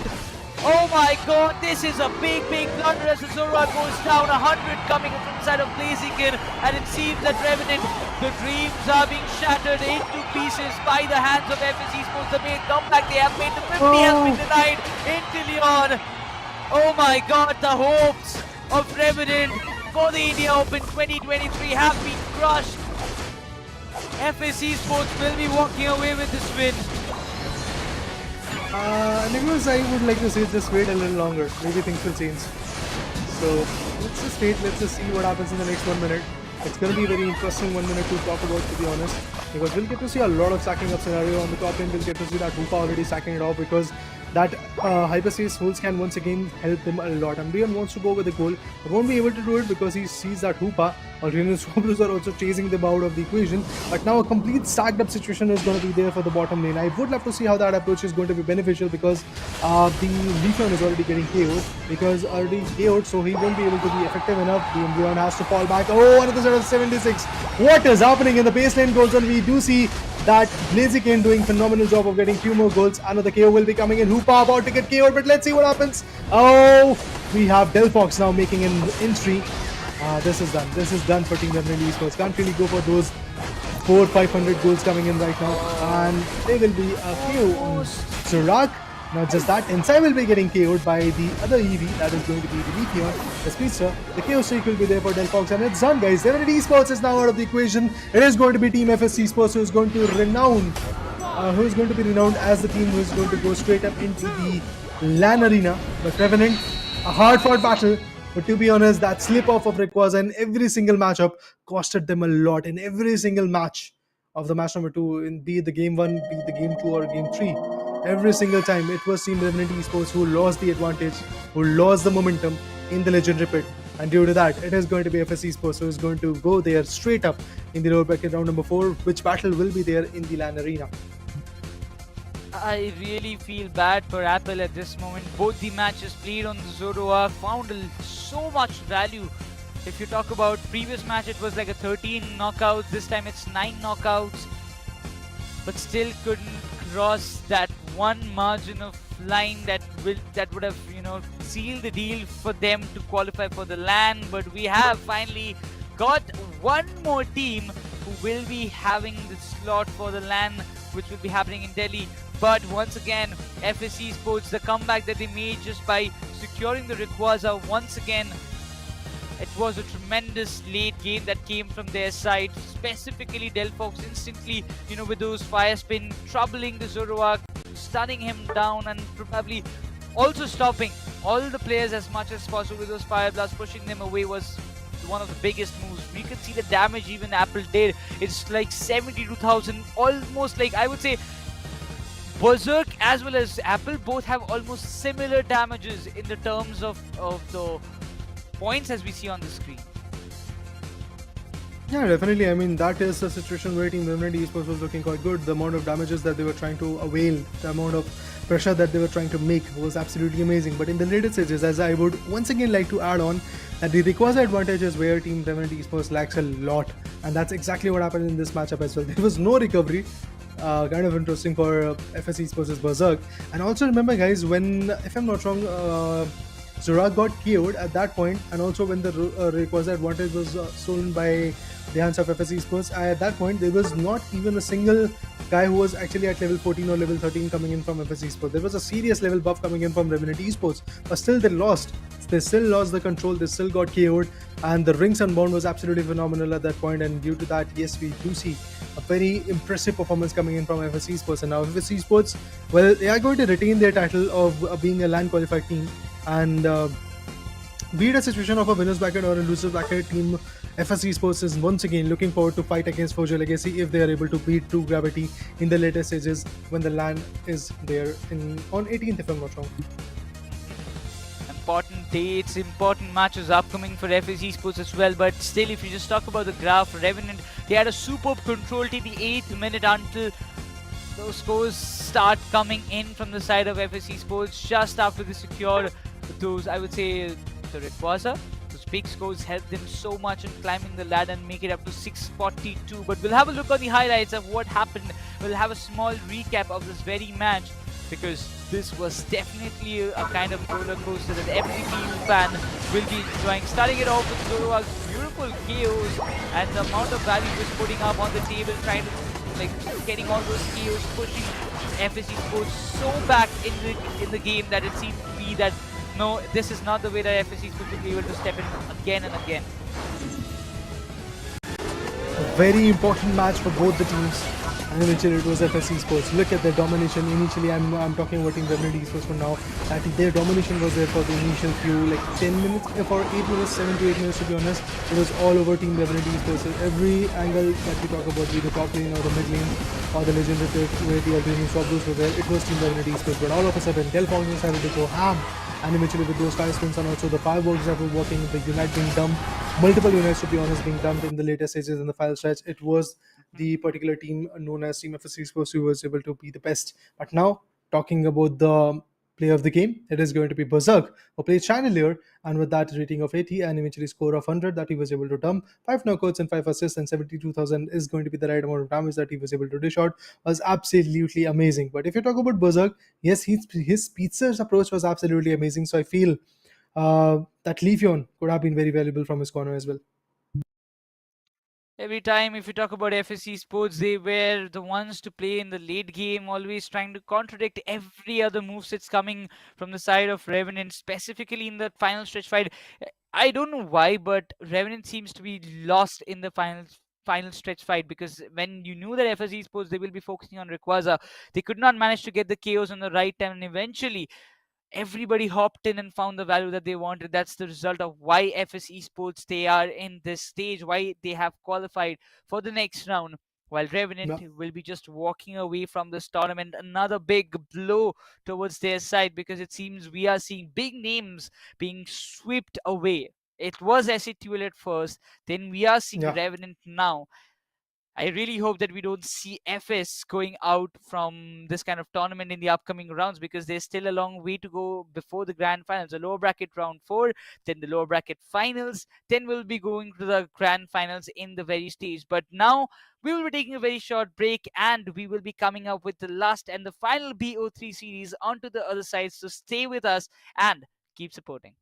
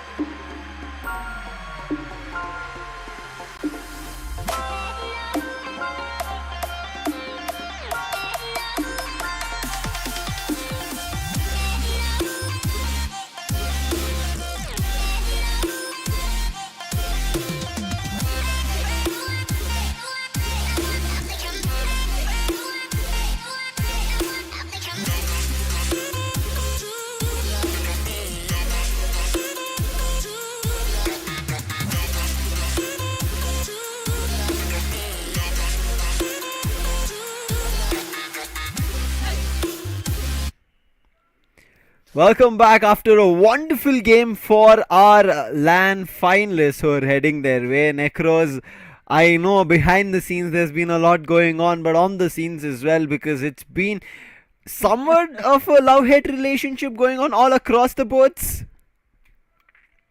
I don't want to say anything, I Raider and we just had a conversation and it was something Guys, I that don't know what he's speaking about. I don't okay? want to spill the tea at this point. I have no context, but I'll give you context in terms of what's happened right now as we'll jump over to the brackets. And you can see we can start telling congratulations for a couple of teams who have made their way towards the LAN finals. This is going to be Team True Gravity, already sitting in the upper bracket finals along with Forge Your Legacy. Another team who's not made their way to the grand finals but are still in the race in the lower bracket round 4, which will be played on LAN, is going to be FS Esports after defeating Revenant. I feel a little bit bad for Revenant. They had things under control. They were the ones on lead, Necros, but their love-hate relationship still continues with Rayquaza. Once again, if we just remember before as well, Lucifer, it was always Revenant choking in the final stretch fight, and it still continues, as you mentioned, that love-hate relationship. But I'm really concerned about the upcoming match that will be played between Clown5 as well as Team Griffin. Team Griffin has shown a complete, I would say, dominant performance in the past matches they have played. Yes, against True Gravity, they were not able to, perform up to the mark or, secure the victory because it was definitely a cutthroat battle. But for Clown5, so far their journey has been a little bit like a roller coaster. They dropped down after losing from Learn From Past in the upper brackets. Then after that, both the matches that they played was in a very good flow with a good streak that they're continuing so far. But against Team Griffin, I'm really concerned what kind of show that they can put up.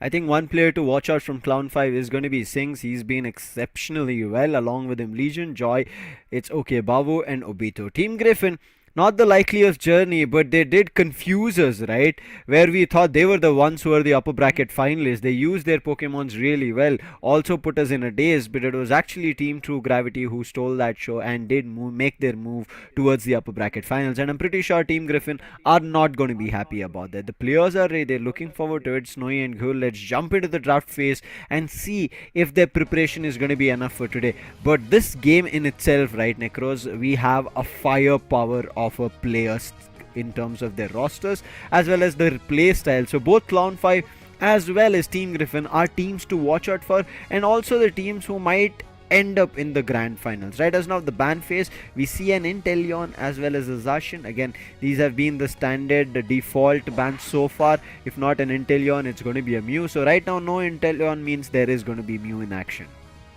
Exactly, and that being said, Nova will not just let it slip away, but also we might be seeing a Hoopa pick on the first basis. But yeah, a Mew pick it is, as we would see, but that gives an opportunity for the side of Clown5 to go and get the Hoopa or maybe the defenders that they're looking forward to.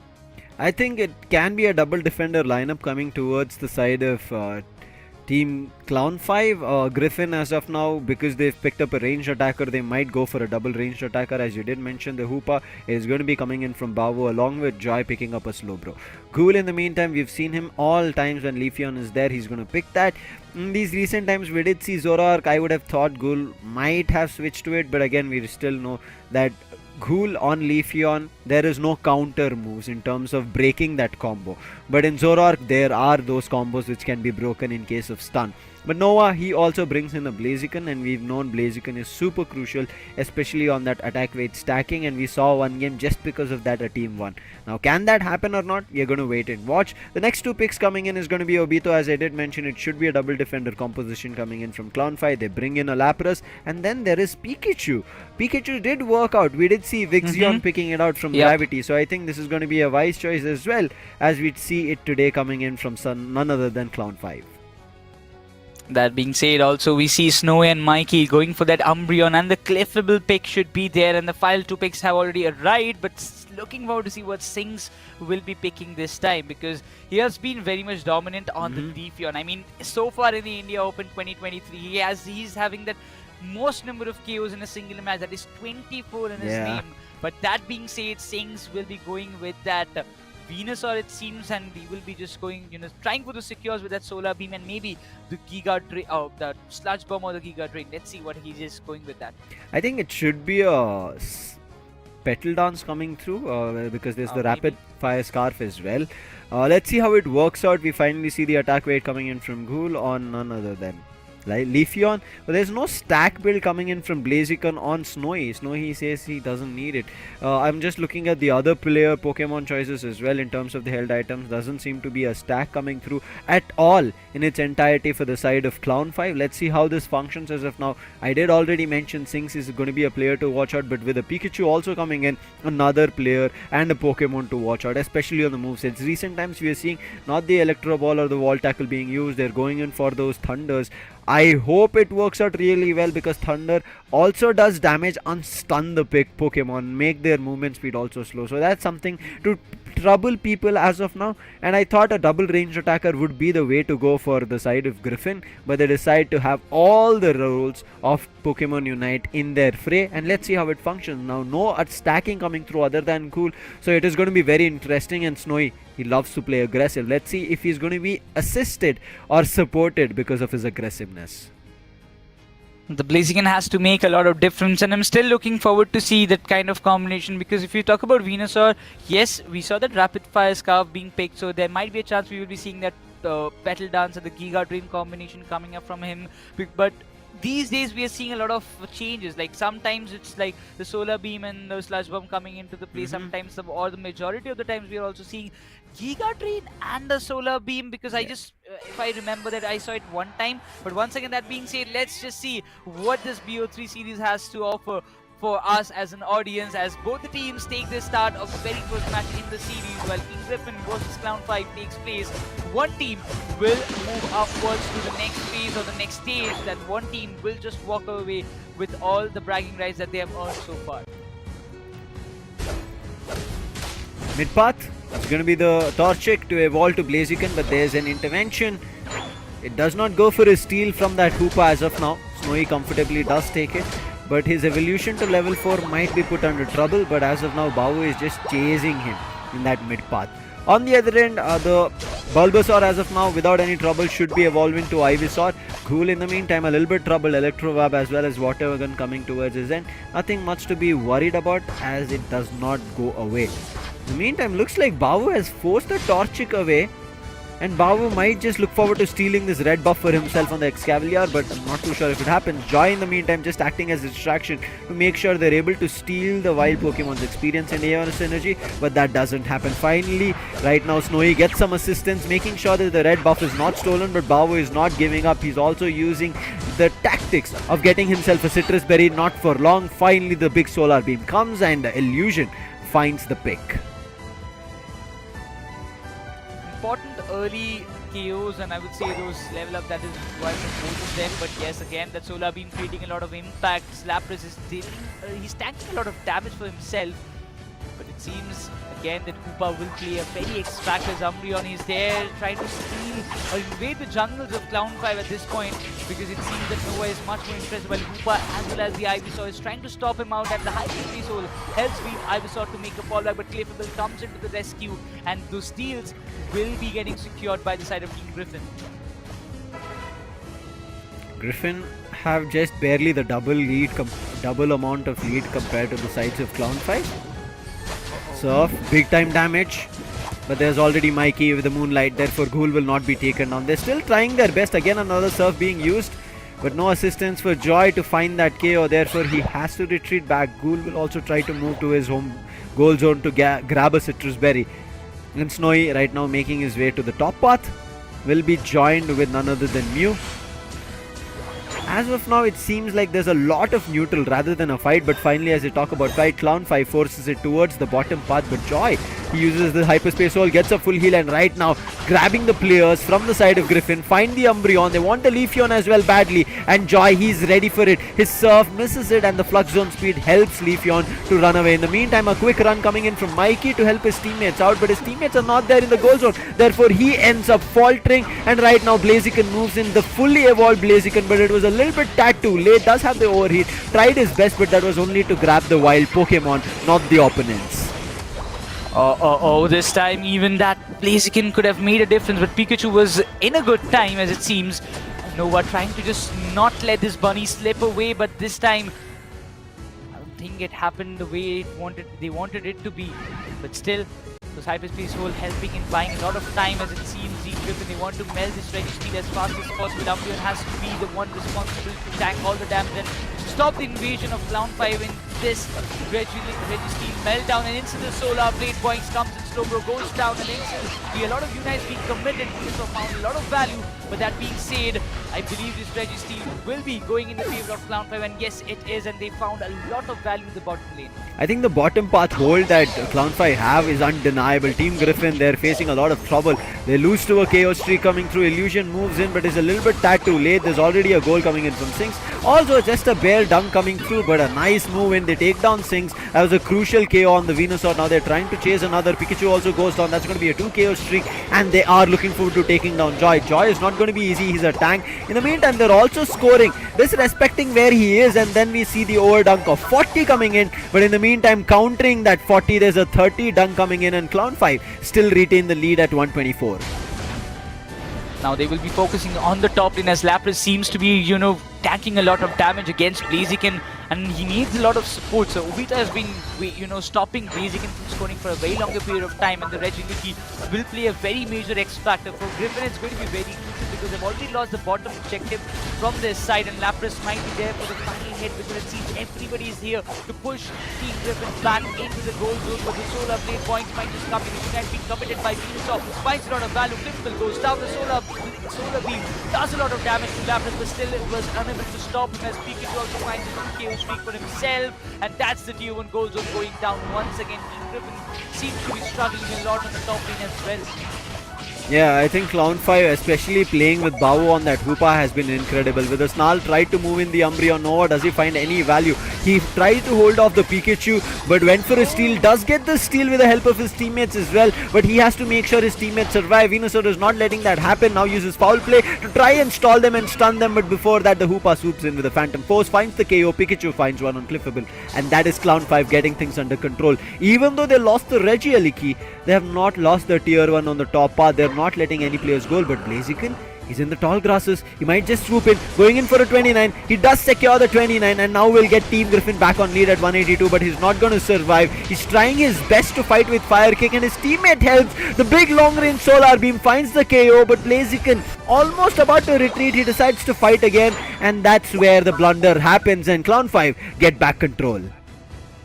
New support was completely exceptional, but it seems Clown5 will be going for an attack, and there is nobody to defend it. The top tier 2 goal zone is completely unguarded, and that will give a big opportunity for the side of Team Griffin, because even after the time came that Blaziken hopped in, it was way too late. The Pikachu will be facing a KO, but the what? being unleashed at the very... Is it a right moment? Because it seems that it was done a little bit mistakenly, but it seems Umbreon as well as Cliff will be pushing Bawu back to the square corner, and the Solar Beam will do a lot of damage. Umbreon still goes down, but the instant trade coming from the side of Mew does a lot of damage towards Clown5. Obito saves his teammate Sings, but Obito is going to go down. There's nothing that can stop. 3 players were already on him, make it 4, and right now Sings has to retreat back. He does have Bawu and Legion, but there's no time to kind of take that fight ahead. 3 minutes on the clock. Quickly talking about levels.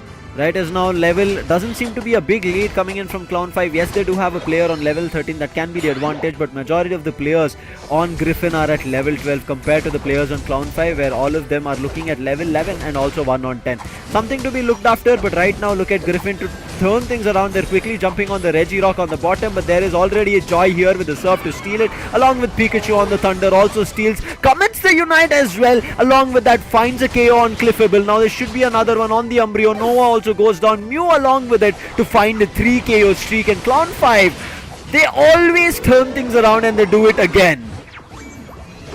Pushing Team Griffin to the limits, and look at the scores, it's not stopping at all. Hoopa also gets the hyperspace hole, will be going back to his home base, but at this point trapping and stacking on a single player one at a time. Blaziken is completely helpless at this point. It seems Clown5, the lead they were waiting for is just in their case. Look at the level up, level 14. Venusaur is the real threat at this point. Still, if we talk about Team Griffin, they have 3 Pokemons on level 13. Exactly. That should make a good difference at the final stretch, but if that can happen, they have to be very, very much dependent on this Rayquaza fight. They have to be, but they also have to find a way to take down that Venusaur. Its Verdant Anger has been doing a lot of hefty damage along with Petal Dance and Giga Drain. Right as of now, Nova again still leading the charge. Ghoul hiding in the tall grasses at the bottom. In the meantime, holding the top tier 1 as a stronghold, Obito is waiting with 47 in case somebody comes to score. But the fight has been initiated, rings on bound are out, and Lapras Express to trap the Blaziken. Blaziken still trying to survive, caught in the tall grasses, backs off with the help of Mikey, and Illusion is here. He's not used his Mystical Mirage. In the meantime, Noah, he's also not used his Unite. Right as now, Griffin saving all their Unites. 2 Unites already been used by Clown 5. Finally, the slow beam coming in. They drag it, but can they find one? Yes, they isolate the Blaziken, now trying to take down on Nova, but Joy goes down in turn along with Pikachu. That's going to be a 2 KO streak. Verdant Anchor forced to be used, but the steal comes in from you, making sure they confirm it. Hyperspace Hole saves things right as of now, but the Rayquaza shield has gone in favor of Griffin, and Griffin will find a way to score the hundreds coming through, looking unstoppable. But there's still a chase coming in from Sinks to break that shield down. To counter that 100, there is going to be a 60 scored, but the shields are still alive, so Griffin should be pushing close to north of 500.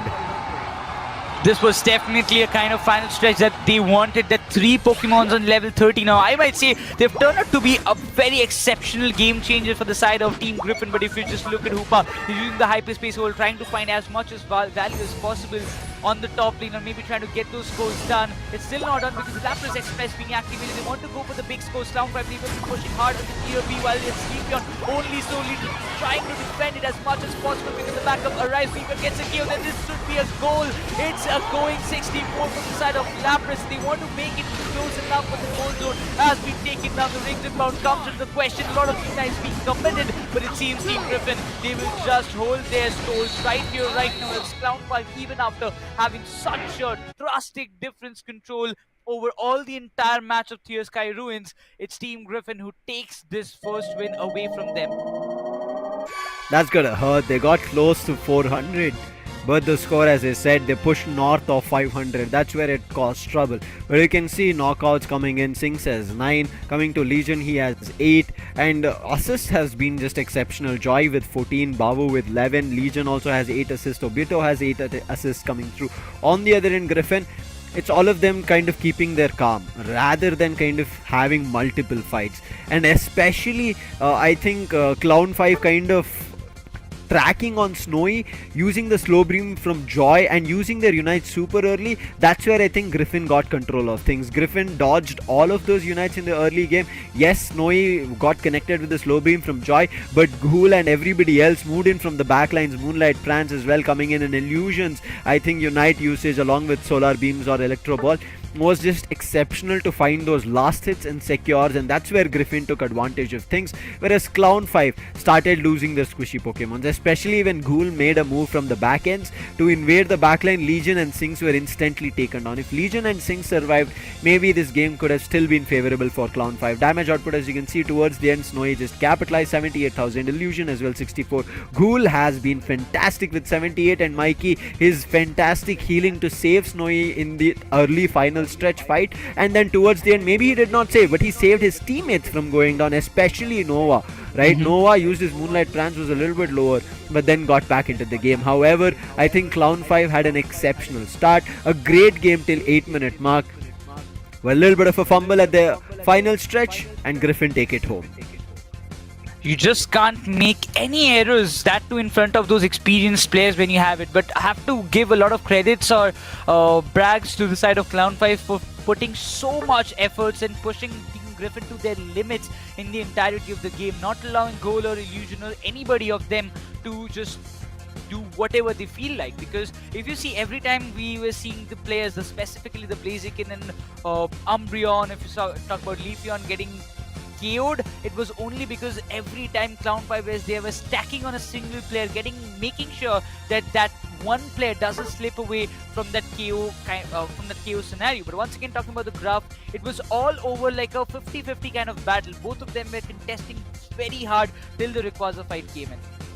We'll quickly talk about how Ghoul played. As you can see, he did have the attack weight, but it did not work out great, and that's the reason he was playing a tad bit slower. Yes, initially we did even see him getting KO'd as well, but great stuff being played, and Griffin, I think, acted on their tippy toes, were quick to react and also play a little proactive. On the other end, moving to Clown5, as you can see, consistent scores coming in from every player. Joy played phenomenally, and I think on the slow bro was the true front line that they needed. Caused trouble throughout the entire 10 minutes, and you could see the bottom path was the strongest for the side of Clown5, even though there was pacifying retaliation coming through, but it was not enough for them to kind of control the bottom path. And even the top path, as you can see, even though they were getting closer to get things under control, they were making small mistakes, because of which players were going down. But I think here is where, towards this last 3-minute mark, a little bit of an overextension happened from both the ends. But this last fight, all of them jumping in, popping their unites off, that's where things went a little bit too hard, and especially Ghoul coming in from the backlines, as you can see, Mew taking the last hit. That's where it worked out in favor of Griffin. Now Griffin have done that previously as well. We remember Griffin have taken the first game, but after that True Gravity were able to trouble them, and such is a team as Clown5. They have shown their dominance in that 8 minutes,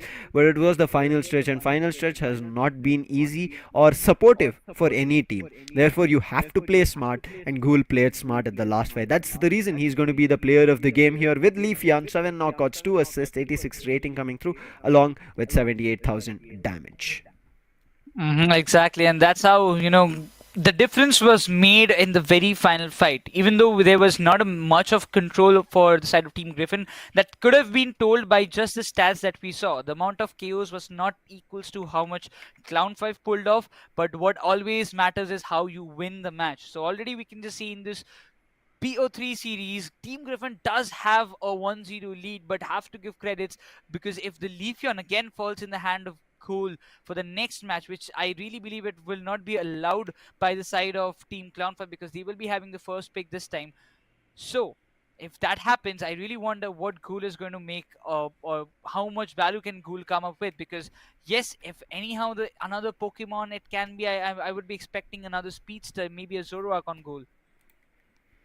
I think Ghoul so far has been just playing these speedsters, especially the Leafeon. It has been a standard pick coming in from his end. However, things can change right as of now, because sides are also going to switch, so there can be chances of Clown5 coming back. And Clown5, I think, in the Pokemon Unite India Open 2023 circuit so far, especially once they were forced to the lower bracket, they have been a decimating team. Any opponent in front of them, they've been crushing them without giving them a chance to come back. I think they've been sending them back to back to Nurse Joyce, that they eventually ended up even complaining to Officer Jenny here, but it was not enough Necros. But this time, finally, something in terms of a competition that Clown5 had to go through.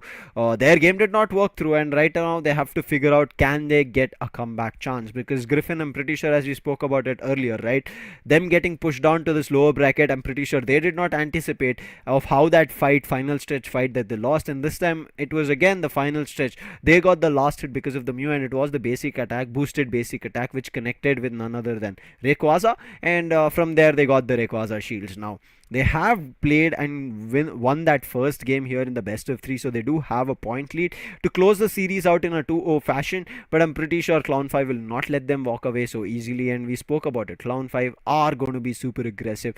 If they showed us that they have control till the 8-minute mark here in Pokemon Unite Thea Sky Ruins, this time they'll try to push it all the way to 10 minutes. Exactly, and almost like pushing, and one of the most experienced team in the lobby, that is to Griffin, pushing them to the limits and forcing them to depend on the Rayquaza to win it was exceptionally well. But this draft phase will determine a lot of things, as it seems that Team Griffin, they will be banning the Zacian from their end, and it seems the same ban will be coming up from the side of Clown5 as well. They will be sticking with the Inteleon ban, and we will be seeing both of these Pokemon out of the equation. But talking about the first pick, I'm still expecting a Mew to come up from the side of Clown5. Ban's done. Inteleon out of the picture. The first pick, super crucial. Is it going to be again a Mew? Yes, Legion picks it up, making sure that Griffin do not get a chance. And now I want to see what Illusion makes choice of. I'm pretty sure there should be the Venusaur still coming in, because that's the only Venusaur which will be available. but they still need that slow bro is what they think about. Maybe they will go for a double defender, also keep a Blaziken alive, so they're keeping their cards for the ranged attacker a little later down in the draft pick phase. On the other end, Bavu coming in this time not with a Hoopa, he's going to be playing on Cliffable. Clown 5, the Hoopa was very good, but it did not work towards the end. Joy, he comes in. It's going to be Lapras again. Lapras Express to see. Previously, he was not playing the Lapras. It was his teammate, Obito. This time, however, maybe for his teammate itself. Let's move on to the next two picks coming in from Griffin. Very important and the picks to watch out for, because what is Ghol going to pick? Mikey goes with the Blissey goals. Has taken the Venusaur, but it seems that it might get changed in the later stages. Maybe, maybe not. It all depends. But if you talk about Obito, he has gone with the Blasters, and it seems, it sings, he's taken an Uchi. Oh, Changed. There's going to be the Delphox coming in. Still waiting for the last ranged attacker pick. Snowy is a little bit confused. First thought about a Glacier, and then he's like, wait, we still have a Zora Arc which can do damage, and on the other end they do not have any Zora Arc as such. But Snowy is a little bit confused. I think he wants to go Icy Wind Glaceon. Obito this time playing, or Obito picking up this Buzzwole for one of his teammates. I want to see how it works out. I'm not too sure if Obito will give it to anybody. I think Obito will be playing the Buzzwole.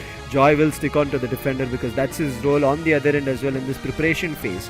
There is no change for Griffin. The choices that they made is the choices that they're going to stick into. And we spoke about the Venusaur. The Venusaur is going to be there. I think because this time looking at the held items, it should be a Venusaur, not going to be a Petal Dance. Might be a Giga Drain or a Poison, that we'll wait and watch out, but we'll quickly talk about stacks here. Necros, attack weight stack coming in from Illusion and nobody else on the side of Clown 5, on the side of Griffin.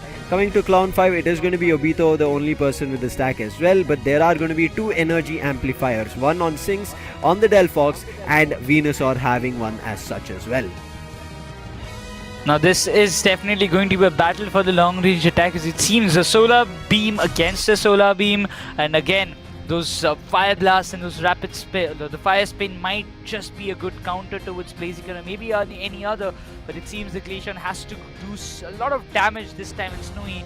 He has taken this responsibility upon his shoulder. A very important match for both the teams, because if Team Griffin wins it, they will be walking up on the next stage of this lower brackets, but if they lose it, we will be moving forward to a decider. But for the side of Team Clown 5, once again Lucifer, we have seen a lot more comebacks in today's day, so it can also be that same scenario once again. Clown 5 have never done a comeback. Clown 5 have had their games clean swept in their favor. This time they have to go through a comeback. They have to get 2 games on a streak in their favor. Players are ready. We are ready to go ahead. Let's see where it works out. Majority of both the teams have ejects, one on either end of an X speed. Ready are the teams. Griffin as well as Clown 5 fighting it out for that one last chance to continue this action of Pokemon Unite in the LAN. Who takes that stage? Clown 5 or Griffin? Battle starts. The mid lane being allowed to Glaceon will be there. Snowy leveling up for himself, and Delphox from the other end of Clown 5 the opportunity to find as much as level up as fast as possible. On the other hand, the Dodge goes with those sneaky stack scores because it is important for him to level up as well. But also make sure that those Chaos energy comes in his favor, but the Babu doesn't let him get that. His Buzzwole also goes up and gets the stack started from his end as well. The Glaceon will be popping in, trying to stop him. Those early KOs might benefit Team Griffin a lot at this stage.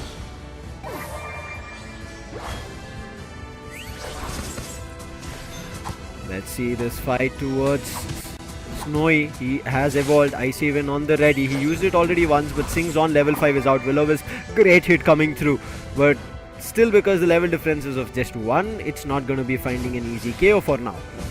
The back off, Heal Pulse is going to be there, but right now Obito is also there. They have to be worried about the Buzzwole. Also there is going to be Mew. There's going to be 4 players against 3. Immediately runs back is Combuskin. Go for a heal. They know this fight, if it continues, it's going to be fatal for Griffin. They might lose their players and also give away the first KO.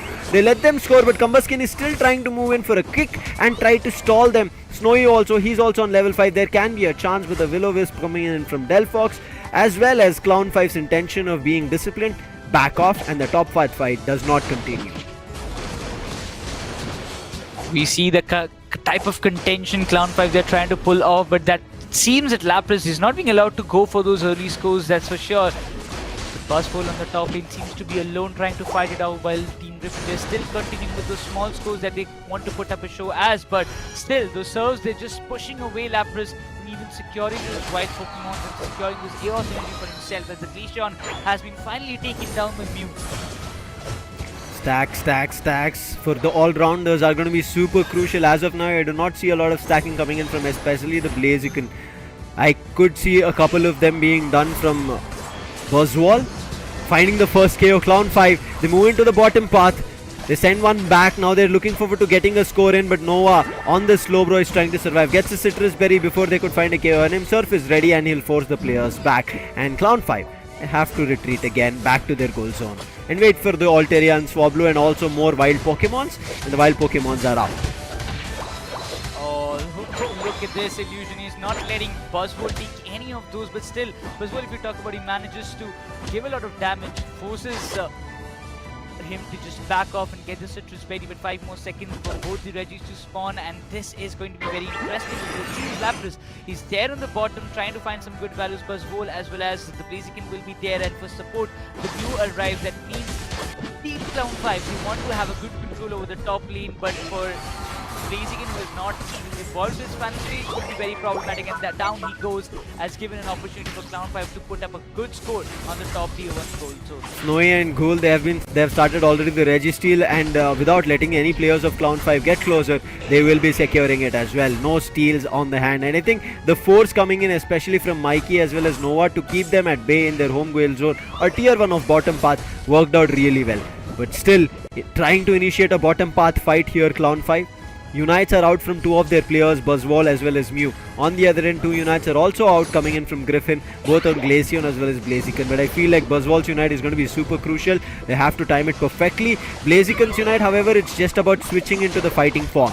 Joy, right now, keeping engaging of Nova and Mikey. This might be the opportunity. If the players of Clown5 move in another direction, they can find value. But the Beamosaur finally is out from the mid path and therefore pushes Joy back. Clown5, they've started the fight on Regieleki. They want to add the 6th ally. Nice usage of the Unite coming in. Should find the KO. Yes, the Blaziken goes down. This is the opportunity that Clown5 can capitalize. And the Hyper Beam is ready. Hyper Beam along with the Muse hit finds Snowy. And right now, one last player, Mikey, who's trying to hold the top path. Not for long. Superpower and Smackdowns coming through. They will find the KO. And now Regieleki, they have to find a KO before it resets. And they make sure they find it. 6th ally added. Clown5 have control of the top path and have also broken the tier 1.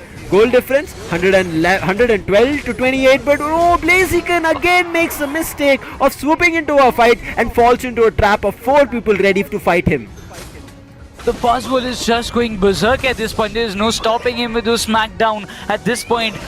And it seems to me that one Pokemon can make a huge difference. It seems again Clown5, they will have the entirety of the control of the bottom lane as well as the tier 1 goal zone will be getting completely crushed. The Unite was committed on the side of Venusaur but was not enough to find any value. It does, Necros. Slowly, Mew goes down. And now there is Joy keeping control of things on top. Clown5, nice rotations and nice path holds from different Pokemon as time progresses and depending on their thoughts of what attack they want to do. Now Reggie is back on the bottom. This time it's going to be an ice, and Clown5, they've said we do not want to give Griffin even the chance of starting a fight here, but Nova is like, no, I'm going to still be here for a steal. And the Venusaur is also ready to get that beam ongoing. Will-O-Wisp, even the Sinks along with Delphox is ready. Comes in, moves in, but the Solar Beam finds the secure. The Venusaur is not going to be effective. Slow Beam, this is the opportunity. They need to take down the Buzzwole down. He tries to, and they finally do with the last hit on the ice event coming through. In the meantime, Joy going in for a 40 score, but Joy's teammates are going down. 2 KO streak coming in for Snowy. He uses the Lapras Express to find a hit, but the Surf puts him a stop. But Ghoul right now about to get stuck. He does eject and trying to move out, but the Lapras is not letting him go along with Nova. Both of them go down one after another. Fireworks also being used coming in from Clown5, and Clown5 get the fight back.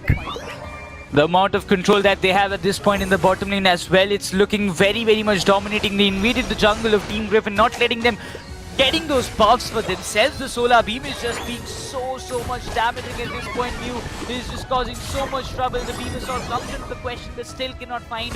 He does make a little bit of damage but also pushes away Clown5. The mid lane, the legendary bit contention between both the teams is looking very hefty because the solar beam coming from the side of Mew and the fire blast from Delphox is creating a lot of impact. As Nova, he was tanking a lot of damage and finally he goes down. His Buzzwole also finds a lot of value and still the Mew is just keeping all the players in such a low HP that there's nothing more that Team Griffin could do. This is why we said stacking is so crucial. Blaziken has not gotten the stack but the Buzzwole has, and that's the reason the confidence of the fight coming through. But the Blaziken in its own goal zone makes sure that the players are not having a chance to goal. Now Joy leading the charge in the front line. He knows he's a tank, so how much ever damage anybody wants to dish, he'll survive that. Uses a jump pad, moves towards the mid pit, but Illusion immediately understands that he's fighting with two tanks. He immediately backs off, gives Cliffable as well as the Lapras much needed respect. The Fire Blast as well as Mystical Fire right now causing a lot of trouble. Initiation of a fight coming in from Griffin for Regieleki. This time they want to add the 6th ally for themselves, and Clown5 nowhere even close to get themselves a hit or a steal over there. 15 seconds on the clock. In the meantime, there can be a chance in the less 10 seconds that Clown5 look forward to a Reggie at the bottom, but the players were not ready. Therefore, the Reggie at the bottom goes to waste. Griffin, they will have the advantage right now. 3 seconds and Illusion is already waiting for that 100 score. And Clown5 know about that, and that's why Clown5 are not guarding this. Illusion, however, is still worried. 100 comes, and I think this is the immediate time that the players from Clown5 will try to attack the players of Griffin. However, Griffin keeping their distance. Oh, Slowbro, he deals a lot of damage. He's tanking it, but the Unite being committed by the Slowbro Nova, who needs to make sure that he finds the value. But given the opportunity, Buzzwole, he steps in, might just get the kill, but Glacian survives at this moment. But those smackdowns are just affecting a lot. Bliss assistance being activated by Bliss at this point, but still the Buzzwole is alive. It can cause a lot of trouble at this point, but still look at Buzzwole. I really don't know how he just managed with the Glitch will completely heal himself up. At this point, Buzzwole can make that big difference from the side of Clown5. As we see Team Griffin, they're completely being stopped by the tanks from the side of Clown5. Overheat coming through. Obito is super low this time. Babu is not near him. They should find the KO. Uses superpower. Help coming in with the poison. And Ghoul helps Blaziken to find a KO on Obito. That's the Buzzwole down. Right now the scoreline 242-72. Going in for a 22 dunk. Does not still give Griffin the lead. Griffin still have time on the clock. 50 seconds. They either need to find the Rayquaza or go for a lot more score. But their scoring can only be done in the base goal zone as well as the bottom tiers. In the meantime, Clown5 keeping their distance. Beams coming in from both the ends. Glaceon this time goes for a score of a 44, and finally Griffin take away the lead. In the meantime, Clown5 decide, I think Griffin are not going to give us the fight that we want, and that's the reason they start trying to drain Rayquaza. In the meantime, they're also trying to chase the Venusaur away, making sure the beam is not available for a steal. But Mikey E is also ready with his egg bombs. Obito again trying to move in. Blaziken is going to try and cause trouble. Joy given the responsibility to try and force everybody out. Rayquaza super low right now, going in for the last hit. It should be the sides of Clown5. They do secure it because the players were not close. Icy Wind tried its best, but it's not going to be enough coming in from Snowy. Joy is the last surviving player, and this 100 at the nth moment secures Clown5's victory. If Griffin were able to hold a second earlier, I think Griffin could have clean swept this victory, and Clown5 on the verge of a comeback. And you saw Obito, how crucial he was even in that last fight. Got a 4 KO streak for Griffin to make its move to victory. And to make Clown5 its move to victory and push Griffin down to an equalizer. What a play by the Buzzwole, and I have to give credits to all its teammates, especially Babu, at the time when I really thought that Buzzwole will be going down by the Glacial stage being activated by the Snowy. At that point, Babu came in with that Moonlight and instantly healed Obito in a very drastic way that helped him make a fallback and also to stay alive for a bit more time in the final stretch. But also, that being said, you can see the difference that they have made. 9 kills for himself, while Sings and Joy with 8 assists respectively for them. They have put up a great show. Even Legion putting up a great show with 9 assists from his end. A lot of damage is being done by the Solar Beam, and that created many problems for Griffin to even go for those attacking approach. But Illusion, the way he was suppressed by the players of Clown5, not allowed to get those stacks completed, made a huge difference in this game. Quickly talking about the stats as of now. As you can see, Griffin was so ever so close to get that victory. Snowy, great stuff on 79,000 damage as well as Ghoul. But on the other end, I think keeping their fight up, especially Obito with his stacks, 71,000 damage coming in. Joy as well on the Lapras, 69,000. You could see at times that they had to move back as soon as they saw Joy. And Joy was both the attacker as well as the defender, tanking damage and doing damage. And Sings, I think, even though we played the fires, mystical fire and flame charge, it did not do so much damage as we thought, but it was still effective enough when used with his teammates. And Legion as well, I think his solar beams were more effective compared to Ghoul. Ghoul, yes, we saw him finding chaos, but it was not enough for the team to get that victory. Nova, I think phenomenal stuff being done from Nova, especially in that final stretch when he used the slow beam on Obito. They should have found the KO on him right then and there, but unfortunately only Nova was alone. Nova was surrounded with everybody and every other player started running away. Snowy, Ghoul, Illusion were too far away to help Nova over there with his slow beam. Unfortunate, but still Team Griffin have not lost much. It's just the equalizer of score. They can still get back into the game. But that being said, Lucifer, I believe the Team Griffin, they do have a good insight of what Team Clown 5 is capable of. I mean, stopping your big Pokemons or the crucial ones at the right moment. Also completely this time, as you mentioned just before the second match started, that Clown 5, they had pulled so great fights till the first 8 minutes of the first match of this BO3 series, and then the final stretch they just fumbled, and that's gave that opportunity for Team Griffin to make a comeback. But this time it was all Clown 5 completely obliterating the entirety of the match. Not even a single chance was given for Griffin to make a comeback in the terms of chaos. Talking about scoring, as you can see, this is where I spoke about stacks. Got the 2 stacks in the 2 minute, he was ready. In the 2 to 4 minute mark, got his 3rd stack, and 4 to 6 minute mark, he got his 4th stack as well. I think after having 4 stacks, you could see he was ever so ready to take any head-on fights. And Team Griffin, that's what they were worried about. Every time, who was swooping in, it was the Buzzwall. And compared to what Blaziken had, it was only 1 stack. And by the time they moved to the 4th and 6th minute mark, it was just the 2nd stack. And I think that's where Griffin had a little bit of a trouble. Again, Griffin, nothing much to be worried about. This can still get back into the game. Buzzwall, Obito, his intentions were super clear. It's either the Venusaur that he's going to target or the Glaceon. And I think majority of the times he was always finding Glaceon. Once he did use the Unite on Blaziken, which was super crucial because Blaziken was trying to do the overheat damage, but as soon as he got Blaziken, you saw he got Glaceon as well, and along with Glaceon got Blissey as well. So Obito, phenomenal stuff on making sure who his target Pokemon is to reach out to and find a KO on.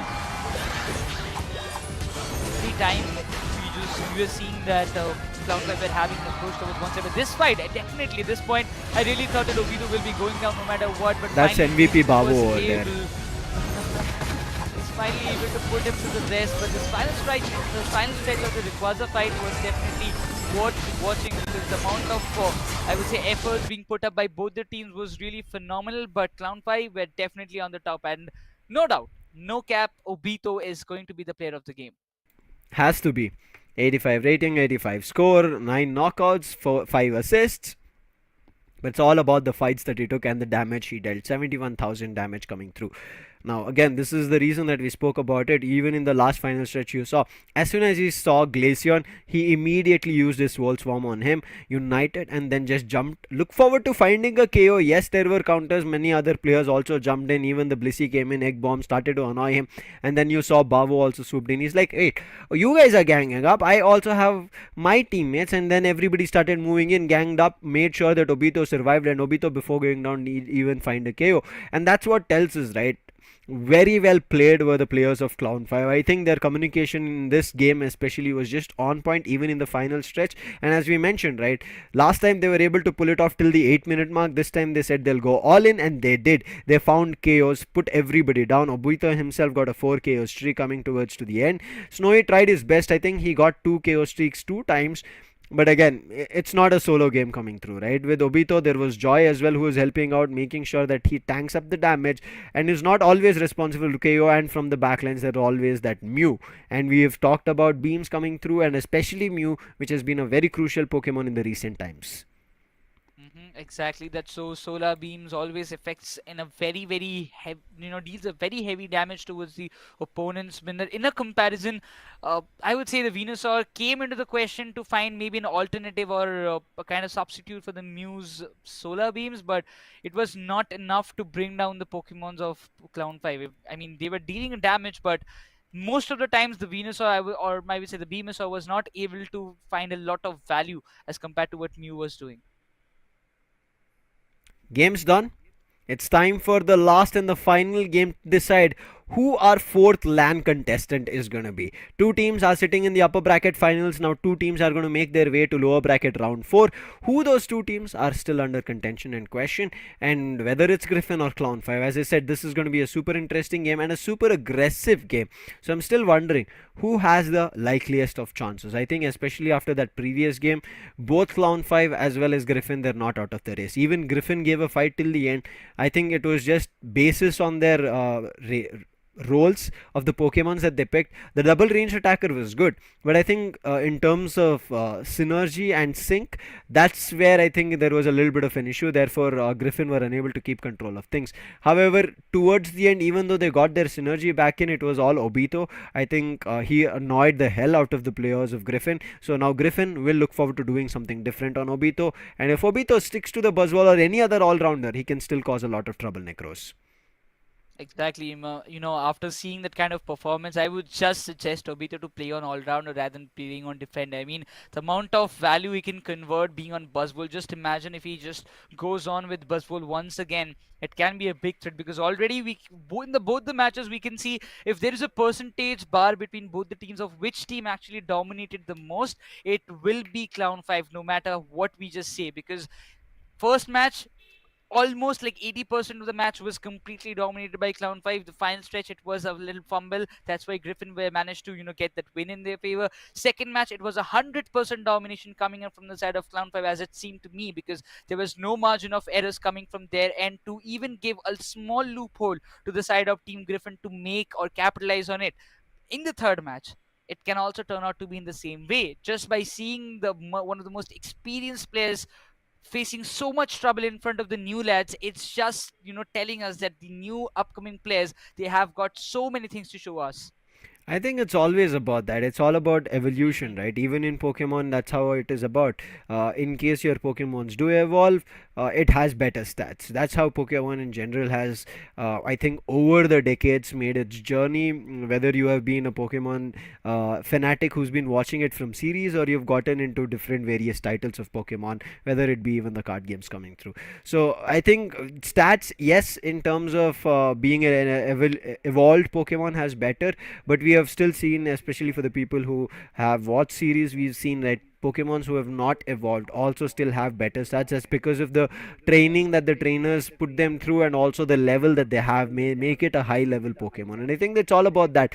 Trainers, if kind of put their all their mind through to get the one objective done in terms of Pokemon series, it's about winning badges, trying to become the master. Here it's about, again, winning titles, becoming the champions, representing you and your team on the global stage. But here in Unite, it's all about playing as a team. As much as an individual you can do, we know players on individual phenomenal that are like ultra instinctively way better than anybody else as of now, but it still comes down to that team game. If you're unable to keep that 5-man play going through, your individual ranged attacker, your individual one of the best all-rounders, doesn't make it work. You still need your defender to make sure that the front line is stable in case you're taking a fight somewhere else, or if you're taking a fight, you need a solid front line that can tank up the damage, and you are the one you're dealing damage, and also support, so crucial ever, whether it might be in rotation or healing. So I'm looking forward to how this game goes. We have talked so much about it because both these teams, right, as you mentioned,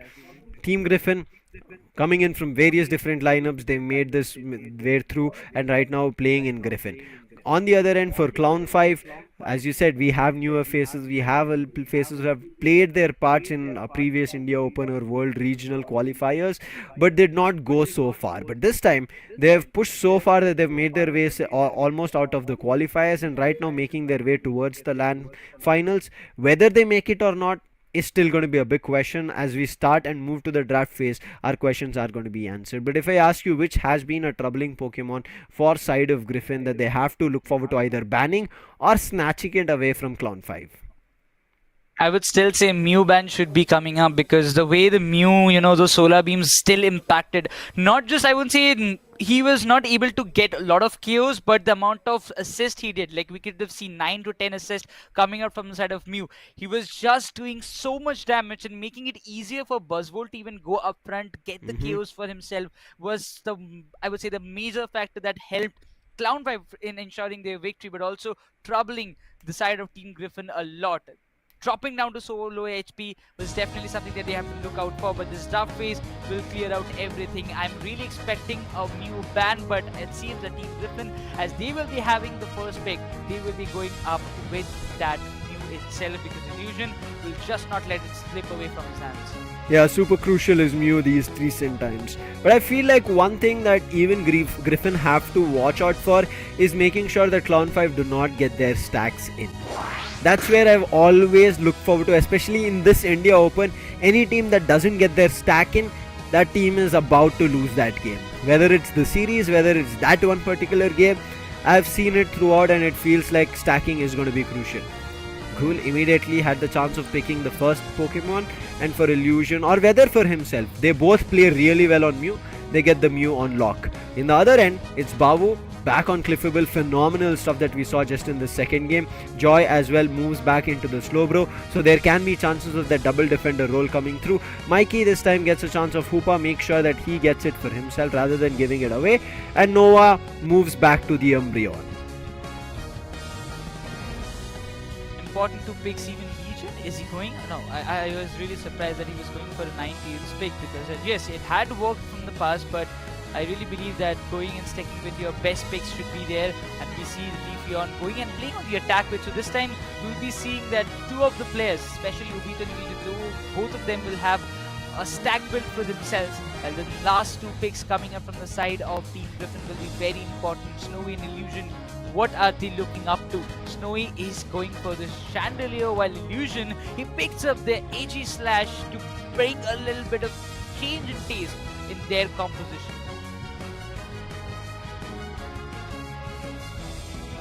Final picks done.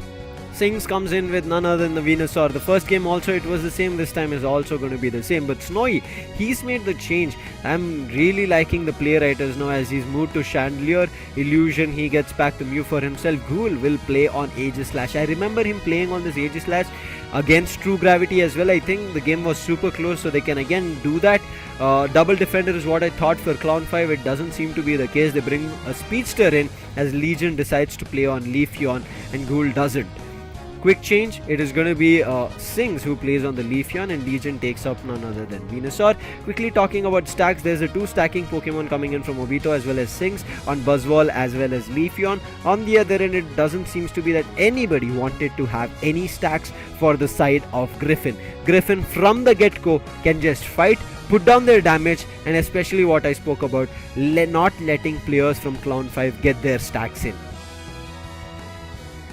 Very important match, and probably the decider one at this point. Looking forward to see how Sings this time will be causing trouble for the side of Team Griffin, because I mean, I am again getting that kind of replay on my mind of Sings and Leafeon, 24 KOs. It all comes up in the right place. So if that again happens, because we see Obito and Buzzwole, Sings and Leafeon, I really wonder what Team Griffin is preparing for, because if it goes all right for Team Clown 5, this can be one of the biggest nightmares that Team Griffin might have to face. Time for the last and final battle. Again, this is not the grand finals, but the final battle to decide who is going to be heading towards the land, getting themselves a ticket. Previously we had 4 teams, now we are looking out for the last team here in 2023. I'm looking forward to who heads at the mid path. I'm pretty sure it should be Snowy on Chandelier, and on the other end it's going to be a Leafeon, a Speedster. Sings has the attack weight, so I think his stacking will come in a little bit late. Let's see how it kind of functions as of now. Even Obito needs his stack. Following with Bavu, gets a 6 AOS energy. Stacking is still going to be possible, but the big boosted attack coming in from Illusion is going to cause trouble.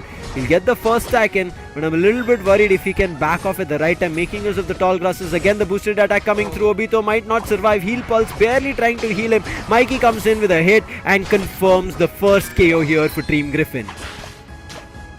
Griffin wants to ensure that early game control from their end, because they have seen every time it's Clown5 who is taking the early game control and causing a lot of trouble in the mid phase of the game for Team Griffin. But it seems so Clown5 in the bottom lane will be happy once again, as they had in the past 2 matches. But Slowbro is taking a lot of damage, tanking it up for them, but Sings is completely ensuring that his stacking is done at the right time. He's got some pretty good scores on him for himself, but this ulterior focus will be important, but that point coming in will be secured by Clown5 without any problem. Start of the game, Griffin might not be under control or winning it, but might not be winning in terms of goals, but seems to be that they are in control of things. Bavu, thankfully, he's evolved to the Cliffable, will be able to heal himself. Now Obito wants to charge up. He just got his single stack. In the meantime, Leafeon has not even gotten a single stack through. Something to yet watch out for. On the other end, Griffin have no stacks at all. All they have to concentrate on is evolving and leveling up. Legion gets his last bunny hit, but Noah wanted to try and steal. That doesn't happen. 8 minute, we are going to see the center Altaria and Swablu.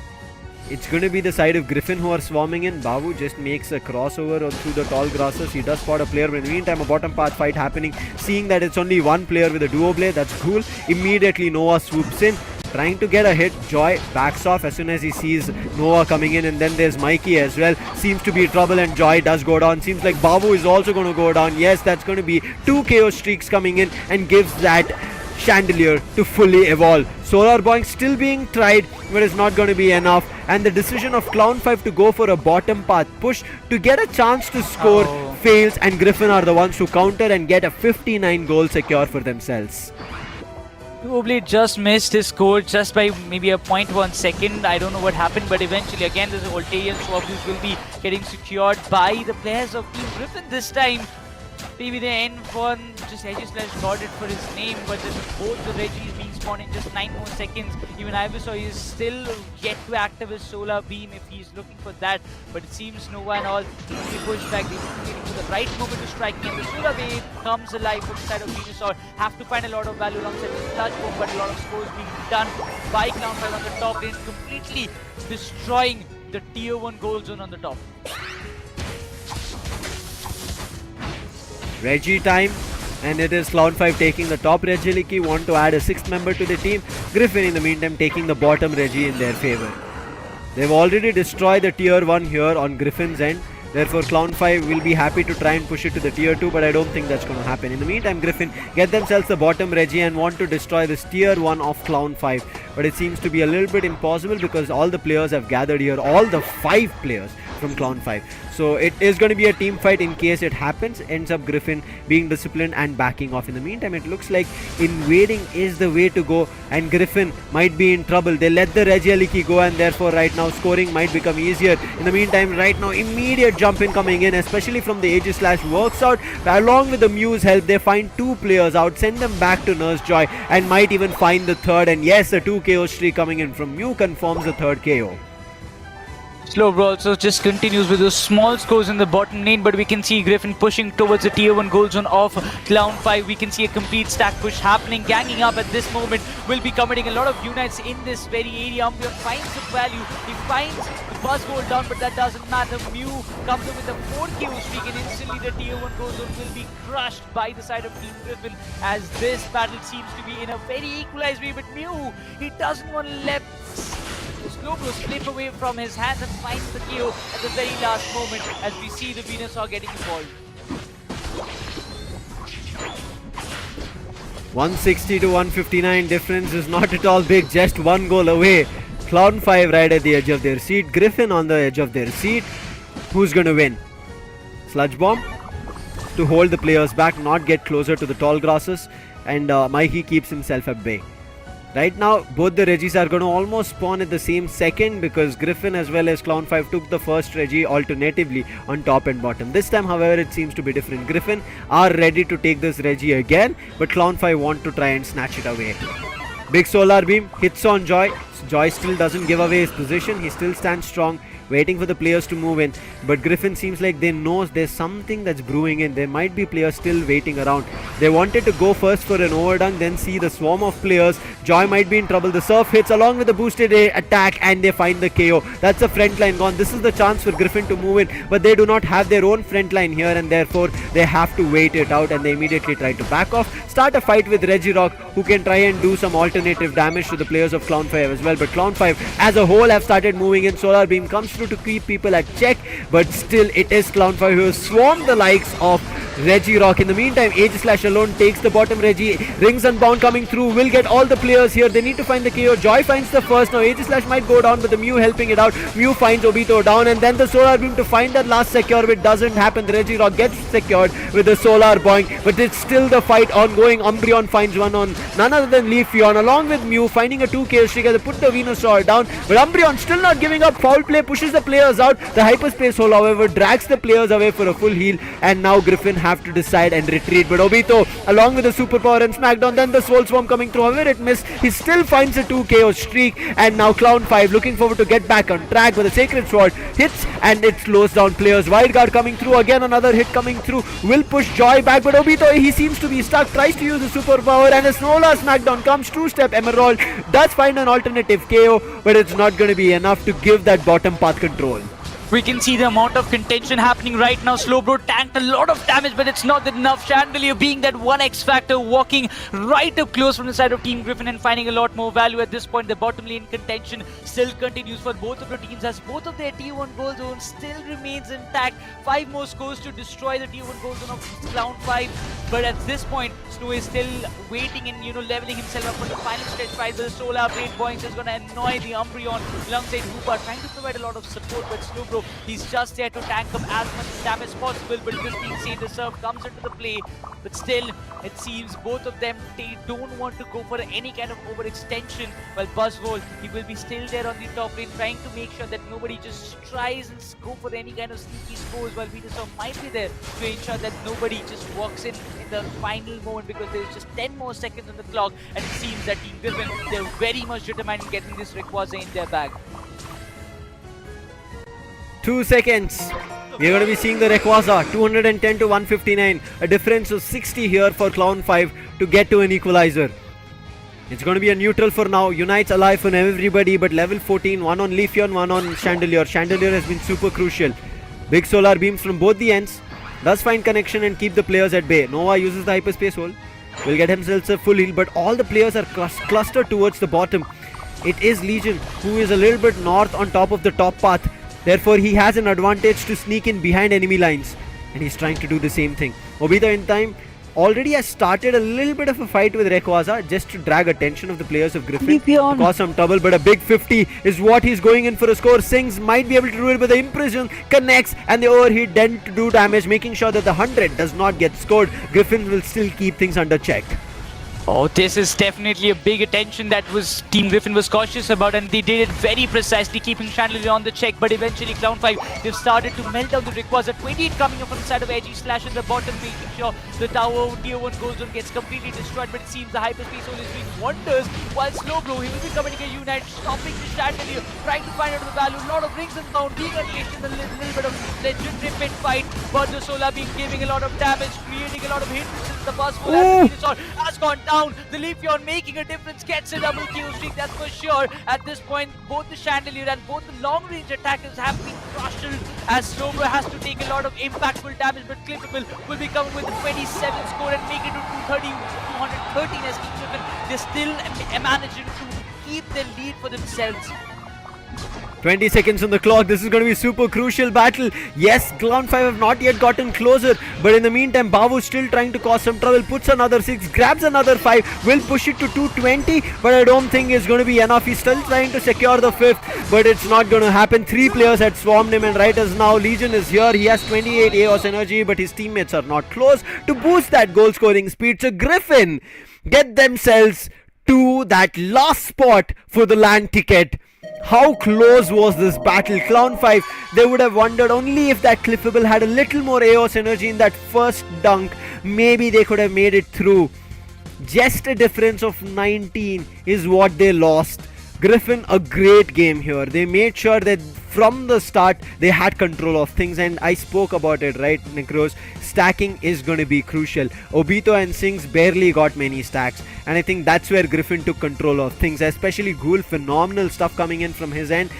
His Shadow Claw as well as Wide Guard did so much damage, along with Snowy. Again, you can see 11 assists, Mikey as well with 10, and you can see Noah with 15. I think assist was the game changer here coming in from Griffin, and Illusion playing amazing on the Mew with 8 knockouts. Didn't even worry about putting down goals. He was like, I need to be with my team at all times, making sure that they're able to find knockouts and keep Clown 5 in check.